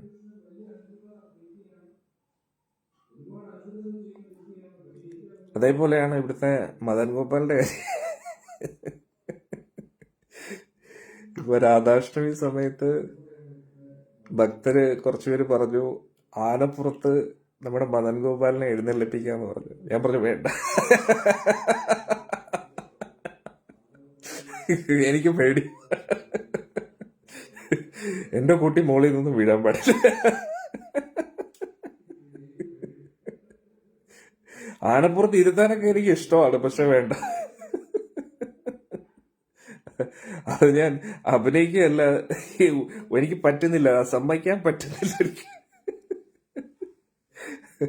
അതുകൊണ്ട് അതേപോലെ യശോദാമയെ സംബന്ധിച്ചിടത്തോളം ഭഗവാൻ എന്തൊക്കെ ചെയ്താലും എന്തൊക്കെ പരാക്രമം ചെയ്താലും അദ്ദേഹത്തിന് ഒരിക്കലും, യശോദാമയ്ക്ക് ഒരിക്കലും കൃഷ്ണനെ വിട്ടിട്ട് കൃഷ്ണനോടുള്ള ആ ഒരു വാത്സല്യഭാവത്തെ വിടാൻ കഴിയില്ല. അതേപോലെ നമ്മുടെ എന്തെങ്കിലുമൊക്കെ ആശ്രമത്തിന്റെയും പ്രചരണത്തിന്റെയൊക്കെ പ്രശ്നങ്ങൾ വരുമ്പോ എനിക്കൊരിക്കലും മദൻ ഗോപാലിനോട് പറയാൻ തോന്നത്തില്ല.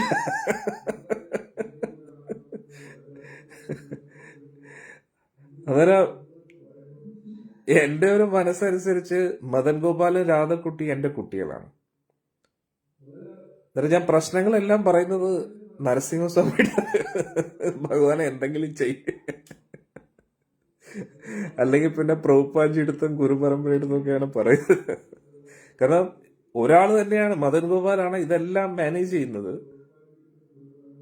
പക്ഷെ എന്തോ പറ്റത്തില്ല, എനിക്ക് പ്രാർത്ഥിക്കാൻ പറ്റത്തില്ല. അതാണ് ഞാൻ പറഞ്ഞു വന്നത്. യശോദാമ്മ എന്ന് പറയുന്നത് ആ ഒരു ഭാഗത്തിൽ. അന്നേരം ഒരു പൂജാരി, ഭക്തര് ഭഗവാനെ എപ്പോഴും കുട്ടിയായിട്ടാണ് കാണുന്നത്, നമ്മുടെ കുഞ്ഞ്. അന്നേരം നമ്മുടെ സേവനമാണ് ഭഗവാന് കൊടുക്കേണ്ടത്. അതുകൊണ്ടാണ് വലിയ വലിയ അക്രമികൾ ക്ഷേത്രമൊക്കെ തകർക്കാൻ ശ്രമിക്കുമ്പോൾ ഭക്തര് ഭഗവാന്റെ വിഗ്രഹം എടുത്തുകൊണ്ട് പോകുന്നത്. അവർക്ക് വേണമെങ്കിൽ ചിന്തിക്കാം, വിഗ്രഹം, ഒരു പുതിയ വിഗ്രഹം മേടിക്കാന്ന് ചിന്തിക്കാം. പക്ഷെ അല്ല, ഇത് എന്റെ ഭഗവാനാണ്, എന്റെ ഡ്യൂട്ടിയാണ് സംരക്ഷിക്കുക. അന്നേരം ഭഗവാൻ വിഗ്രഹരൂപത്തിൽ ഇരിക്കുന്നത് സംരക്ഷിക്കാൻ വേണ്ടിയല്ല, പക്ഷേ അദ്ദേഹത്തിന് എന്തും ചെയ്യാൻ പറ്റുമെന്ന് നമ്മൾ വിശ്വസിക്കണം. ആ ഒരു വിശ്വാസം കൂടെ വേണം. പക്ഷേ ഏറ്റവും പ്രധാനമായിട്ട് അദ്ദേഹം ഒന്നും ചെയ്യത്തില്ല എന്നുമല്ല, അദ്ദേഹത്തിന് എന്തും ചെയ്യാൻ കഴിയും. നമ്മുടെ വിശ്വാസം പോലെ ഇരിക്കും. ഇപ്പം നമ്മൾ ഏതെങ്കിലും ഒരു വ്യക്തി അവിടെ ഇരുന്നു കൊണ്ട് പറയുകയാണ്, ഭഗവാനെ അങ്ങയുടെ ഈ ക്ഷേത്രം കത്തിക്കപ്പെടുകയാണ്, എനിക്ക് അങ്ങയിൽ പൂർണ്ണ വിശ്വാസമുണ്ട്, അങ്ങ് എന്തും ചെയ്യുമെന്ന്.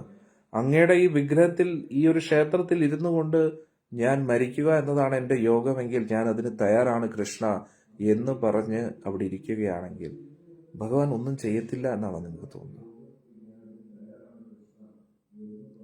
ഭഗവാൻ തീർച്ചയായിട്ടും ചെയ്യും. പക്ഷെ അത്രത്തോളം വിശ്വാസം പ്രഹ്ലാദനിലാണ് നമുക്ക് കാണാൻ പറ്റുന്നത്. നമ്മൾ അത്രത്തോളം വിശ്വാസത്തിന്റെ തലത്തിലേക്ക് എത്തിയിട്ടില്ല. അതുകൊണ്ട് കുറഞ്ഞ പക്ഷം ഭക്തർ എന്താ ചെയ്യുന്നത്? ഭഗവാന്റെ വിഗ്രഹം എടുത്തുകൊണ്ട് അവിടുന്ന് പോകും. എന്തുകൊണ്ട്? ഭഗവാൻ ഒന്നും സംഭവിക്കരുത്. വില കൂടി അമ്പലം എന്തെങ്കിലും തകർന്നാലും കുഴപ്പമില്ല, വീണ്ടും അമ്പലം കിട്ടും, പക്ഷെ നമ്മുടെ ഭഗവാൻ ഒന്നും സംഭവിക്കരുത്. ഭഗവാൻ ഒന്നും ചെയ്യാൻ പറ്റത്തില്ല എന്നല്ല, പക്ഷെ വിഗ്രഹരൂപത്തിൽ ഭഗവാന്റെ ഭാവം അങ്ങനെയാണ്. പക്ഷെ ഭഗവാൻ എന്തും ചെയ്യാൻ കഴിയും. ഇനി ഒന്നെന്ന് പറഞ്ഞാൽ ഞാൻ നേരത്തെ പറഞ്ഞ പോലെ ആരെന്ത് ചെയ്താലും ഭഗവാൻ എന്ത് സംഭവിക്കാനാണ്? ഒന്നും സംഭവിക്കും. ചില വ്യക്തികൾ ഭഗവാന്റെ സ്വർണ്ണ വിഗ്രഹമൊക്കെ മോഷ്ടിച്ചിട്ട് അതിനെ ഉരുക്കി വേറെ വസ്തുവകളാക്കും. എൻ്റെ അർത്ഥം എന്തോ, ഈ പ്രപഞ്ചത്തിൽ ഭഗവാൻ ഇല്ലേ? ഈ സ്വർണം ഈ ലോകത്ത് തന്നെയല്ലേ കറങ്ങുന്നത്. ഇനി അതുകൂടാതെ ഈ ചെയ്ത വ്യക്തികളുടെ ജീവിതത്തിൽ എന്ത് സംഭവിച്ചു നമുക്ക് അറിഞ്ഞുകൂടാ. Every reaction has equal and opposite reaction. Every action has equal and opposite reaction.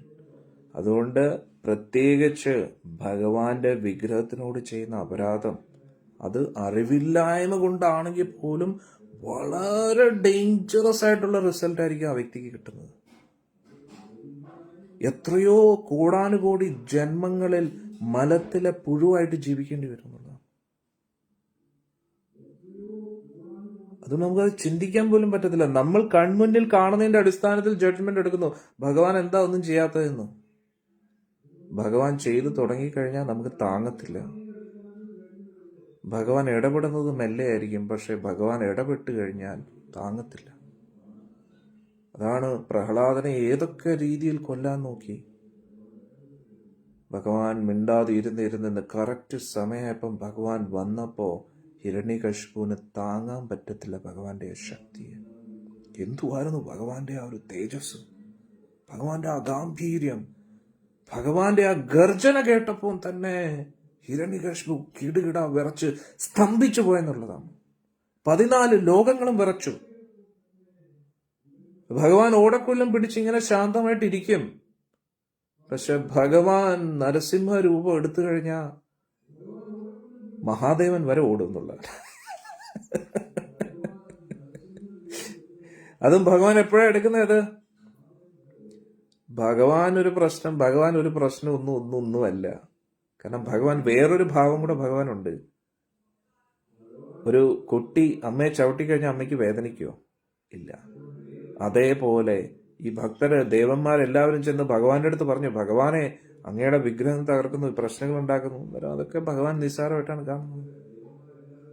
ഹോമങ്ങൾ തടയുന്നു, അതൊക്കെ ഭഗവാന് മാനേജ് ചെയ്യാൻ പറ്റും, കുഴപ്പമില്ല. ഭഗവാൻ പറഞ്ഞു, എന്റെ ഭക്തനെ എന്തെങ്കിലും ചെയ്യുമ്പോഴാണ്, ഭക്തനെ ബുദ്ധിമുട്ടിലാക്കുമ്പോഴാണ് എനിക്ക് ദേഷ്യം വരുന്നത്. അന്നേരം ഭഗവാനെ അപമാനിച്ചാലോ ഭഗവാന്റെ ക്ഷേത്രം കത്തിച്ചാലോ ഭഗവാൻ അത്ര സീരിയസ് ആയിട്ട് എടുക്കത്തില്ല. പക്ഷെ ഭഗവാന്റെ ഭക്തരെ വേദനിപ്പിച്ചു കഴിഞ്ഞാൽ അത് ഭഗവാൻ വളരെ സീരിയസ്ലി എടുക്കും. അതാണ് നമ്മൾ മനസ്സിലാക്കുക. അന്നേരം ഇതൊന്നും മനസ്സിലാക്കാതെ ഒരു വെറുതെ എന്തെങ്കിലും വായി തോന്നി എന്തെങ്കിലും പറഞ്ഞതിൽ പ്രത്യേകിച്ച് കാര്യമൊന്നുമില്ല. അന്നേരം ഇന്നത്തെ നമ്മൾ ഭക്തര് താത്വികപരമായിട്ട് ഭഗവാനെ മനസ്സിലാക്കണം. അല്ലാതൊരു സെന്റിമെന്റൽ അപ്രോച്ച് അല്ല നമ്മൾ ചെയ്യേണ്ടത്. ഭഗവാൻ സർവശക്തനാണെന്ന് മനസ്സിലാക്കുക. ഈ സർവ്വചരാചരങ്ങളെ നിയന്ത്രിക്കുന്ന ആളാണ് ജഗന്നാഥൻ ഗുരുവായൂരപ്പൻ. അദ്ദേഹത്തിന് അസാധ്യമായിട്ട് എന്താണ് ഈ ലോകത്തിൽ? അദ്ദേഹത്തിന്റെ ശക്തിയായ ശ്രീമതി രാധാറാണി ആദിപരാശക്തിയാണ്, ആദിലക്ഷ്മിയാണ്, ആദി സരസ്വതിയാണ്, ആദി ദുർഗയാണ്. അസാധ്യമായിട്ട് എന്താണ് ഈ ലോകത്തിൽ? രാധാകൃഷ്ണന് അസാധ്യമായിട്ട് എന്താണ് ഉള്ളത്? നമ്മൾ ആ ഹരേ കൃഷ്ണ മഹാമന്ത്രം ജപിക്കുമ്പോൾ ഏറ്റവും പരമോന്നതമായിട്ടുള്ള ആരാധന, ഏറ്റവും പരമോന്നതമായിട്ടുള്ള മന്ത്രമാണ് നമ്മൾ ജപിക്കുന്നത്. അവിടെ പിന്നെ എന്ത് ആപത്ത് വരാനാണ്? എന്ത് സംഭവിച്ചാലും അത് ഭഗവാന്റെ നിശ്ചയമാണെന്ന് സ്വീകരിക്കാനുള്ള വിശ്വാസം നമുക്ക് വേണം. അത് നമുക്കുണ്ടെങ്കിൽ എല്ലാം മംഗളമായിരിക്കും. ഇവിടെ ഹനുമാൻ സ്വാമിയും ഭഗവാനെ സ്മരിച്ചുകൊണ്ട് ഒരു ധ്യാനം കണ്ടു. ഇവിടെ സീതാദേവിയെ കാണാനുള്ള സാധ്യത ഉണ്ട് എന്ന് വിചാരിച്ച് മുന്നോട്ട് പോവുകയാണ് നമ്മുടെ ഹനുമാൻ സ്വാമി. അങ്ങനെ ആ ഉദ്യാനത്തിന്റെ ഒരു മതിലിന്റെ മുകളിൽ കയറി നമ്മുടെ ഹനുമാൻ സ്വാമി. എന്നിട്ട് ആ മുകളിൽ ഇരുന്നു കൊണ്ട് ഏകദേശം രാത്രിയായി, ചന്ദ്രൻ ഉദിച്ചു, രാത്രി സൂര്യൻ അസ്തമിച്ചപ്പോഴാണ് ഹനുമാൻ സ്വാമി ലങ്കയിലേക്ക് പ്രവേശിച്ചത്. അന്നേരം ചന്ദ്രൻ ഇങ്ങനെ ഉദിച്ചു നിൽക്കുന്നു. എന്നിട്ട് ആ മതിലിന്റെ മുകളിൽ നിന്ന് ഹനുമാൻ സ്വാമി ഇതേത് ഉദ്യാനമെന്ന് അറിയാമല്ലോ, അശോകവാട്ടിക. അന്നേരം ആ അശോകവാട്ടികയിലേക്ക് ഇങ്ങനെ നിരീക്ഷിച്ചുകൊണ്ടിരിക്കുകയാണ്. അന്നേരം നമുക്ക് ഇവിടെ നിർത്താം. നാളെ രാവിലെ നമുക്ക് വീണ്ടും ചർച്ച ചെയ്യാം. ഇന്ന് ഉച്ചയ്ക്കോ വൈകുന്നേരത്തോ ഭഗവാൻ അനുവദിച്ച് ഒരവസരം കിട്ടുവാണെങ്കിൽ നമുക്ക് ഇന്ന് രാമായണം കണ്ടിന്യൂ ചെയ്യാം. അപ്പോൾ ഹനുമാൻ സ്വാമി അശോകവാട്ടികയിലെത്തി അവിടെ മതിലിന്റെ മുകളിൽ നിന്ന് അശോകവാട്ടിയെ നിരീക്ഷിച്ചുകൊണ്ടിരിക്കുക. ഇവിടെയെങ്കിലും സീതാദേവി ഉണ്ടോ? ഉള്ളിൽ രാമനാമം ജപിച്ചുകൊണ്ടിങ്ങനെ ഇരിക്കുകയാണ്. ഞാനും വളരെ ആകാംക്ഷയോടെ ഇരിക്കുകയാണ്. ഹനുമാൻ സ്വാമി സീതാദേവി കണ്ടെത്തുമോ? ഇനി ഹനുമാൻ സ്വാമി കുറിച്ച് രാവണൻ അറിയുമ്പോൾ എന്ത് സംഭവിക്കും, ഇതെല്ലാം അറിയാൻ അടുത്ത സത്സംഗത്തിൽ നമുക്ക് കാത്തിരിക്കാം. ഓക്കെ, ഹരേ കൃഷ്ണ. ഇന്ന് വന്ന എല്ലാ ഭക്തജനങ്ങൾക്കും ആഞ്ജനേയ സ്വാമിയുടെ അനുഗ്രഹം ലഭിക്കട്ടെ, ഭക്തിയിൽ പുരോഗമിക്കാൻ കഴിയട്ടെ, ഭക്തിയിൽ ഉറച്ച വിശ്വാസം ലഭിക്കട്ടെ, ഭഗവാന്റെ തിരുനാമത്തിൽ ഉറച്ച വിശ്വാസം ലഭിക്കട്ടെ എന്ന് ആത്മാർത്ഥമായിട്ട് പ്രാർത്ഥിക്കുന്നു. എല്ലാ ദിവസവും മുടങ്ങാതെ കൃത്യമായിട്ട് ഹരേ കൃഷ്ണ മഹാമന്ത്രം ജപിക്കാനുള്ള അനുഗ്രഹം എല്ലാവർക്കും ലഭിക്കട്ടെ എന്ന് പ്രാർത്ഥിക്കുന്നു. ഇനി നമുക്ക് അടുത്ത സത്സംഗത്തിൽ കാണാം. ഒരുപാട് നന്ദി. ഒരുപാട് മെസ്സേജസ് എനിക്ക് വന്നിരുന്നു, സത്സംഗം എന്താ ഇല്ലാത്തതെന്ന്. ഒരുപാട് നന്ദി. നിങ്ങൾ ഇത്രയും ആകാംക്ഷയോടെ ആ സത്സംഗം കേൾക്കാനിരിക്കുന്നതാണ് എൻ്റെ ഏറ്റവും വലിയ പ്രചോദനം. ഒരിക്കലും മനഃപൂർവ്വം എടുക്കാതിരുന്നതല്ല, പക്ഷേ ചില സാഹചര്യങ്ങൾ അങ്ങനെ വന്നതുകൊണ്ട് എടുക്കാൻ പറ്റാവുന്നതായിരുന്നു. പക്ഷെ ഒരുപാട് നന്ദി. ഇത്രയും ശ്രദ്ധയോടുകൂടി നിങ്ങൾ സത്സംഗം കേൾക്കുന്നത് എനിക്ക് ഒരുപാട് പ്രചോദനമാണ്. ഹരേ കൃഷ്ണ. നിങ്ങൾക്ക് എല്ലാവർക്കും ഗുരുവായൂരപ്പൻ്റെയും ശ്രീമതി രാധാറാണിയുടെയും അനുഗ്രഹം ലഭിക്കട്ടെ, ഗുരു പരമ്പരയുടെയും അനുഗ്രഹം ലഭിക്കട്ടെ, ചൈതന്യ മഹാപ്രഭുവിൻ്റെയും നിത്യാനന്ദ പ്രഭുവിൻ്റെ അനുഗ്രഹം ലഭിക്കട്ടെ എന്ന് പ്രാർത്ഥിക്കുന്നു. ഹരേ കൃഷ്ണ.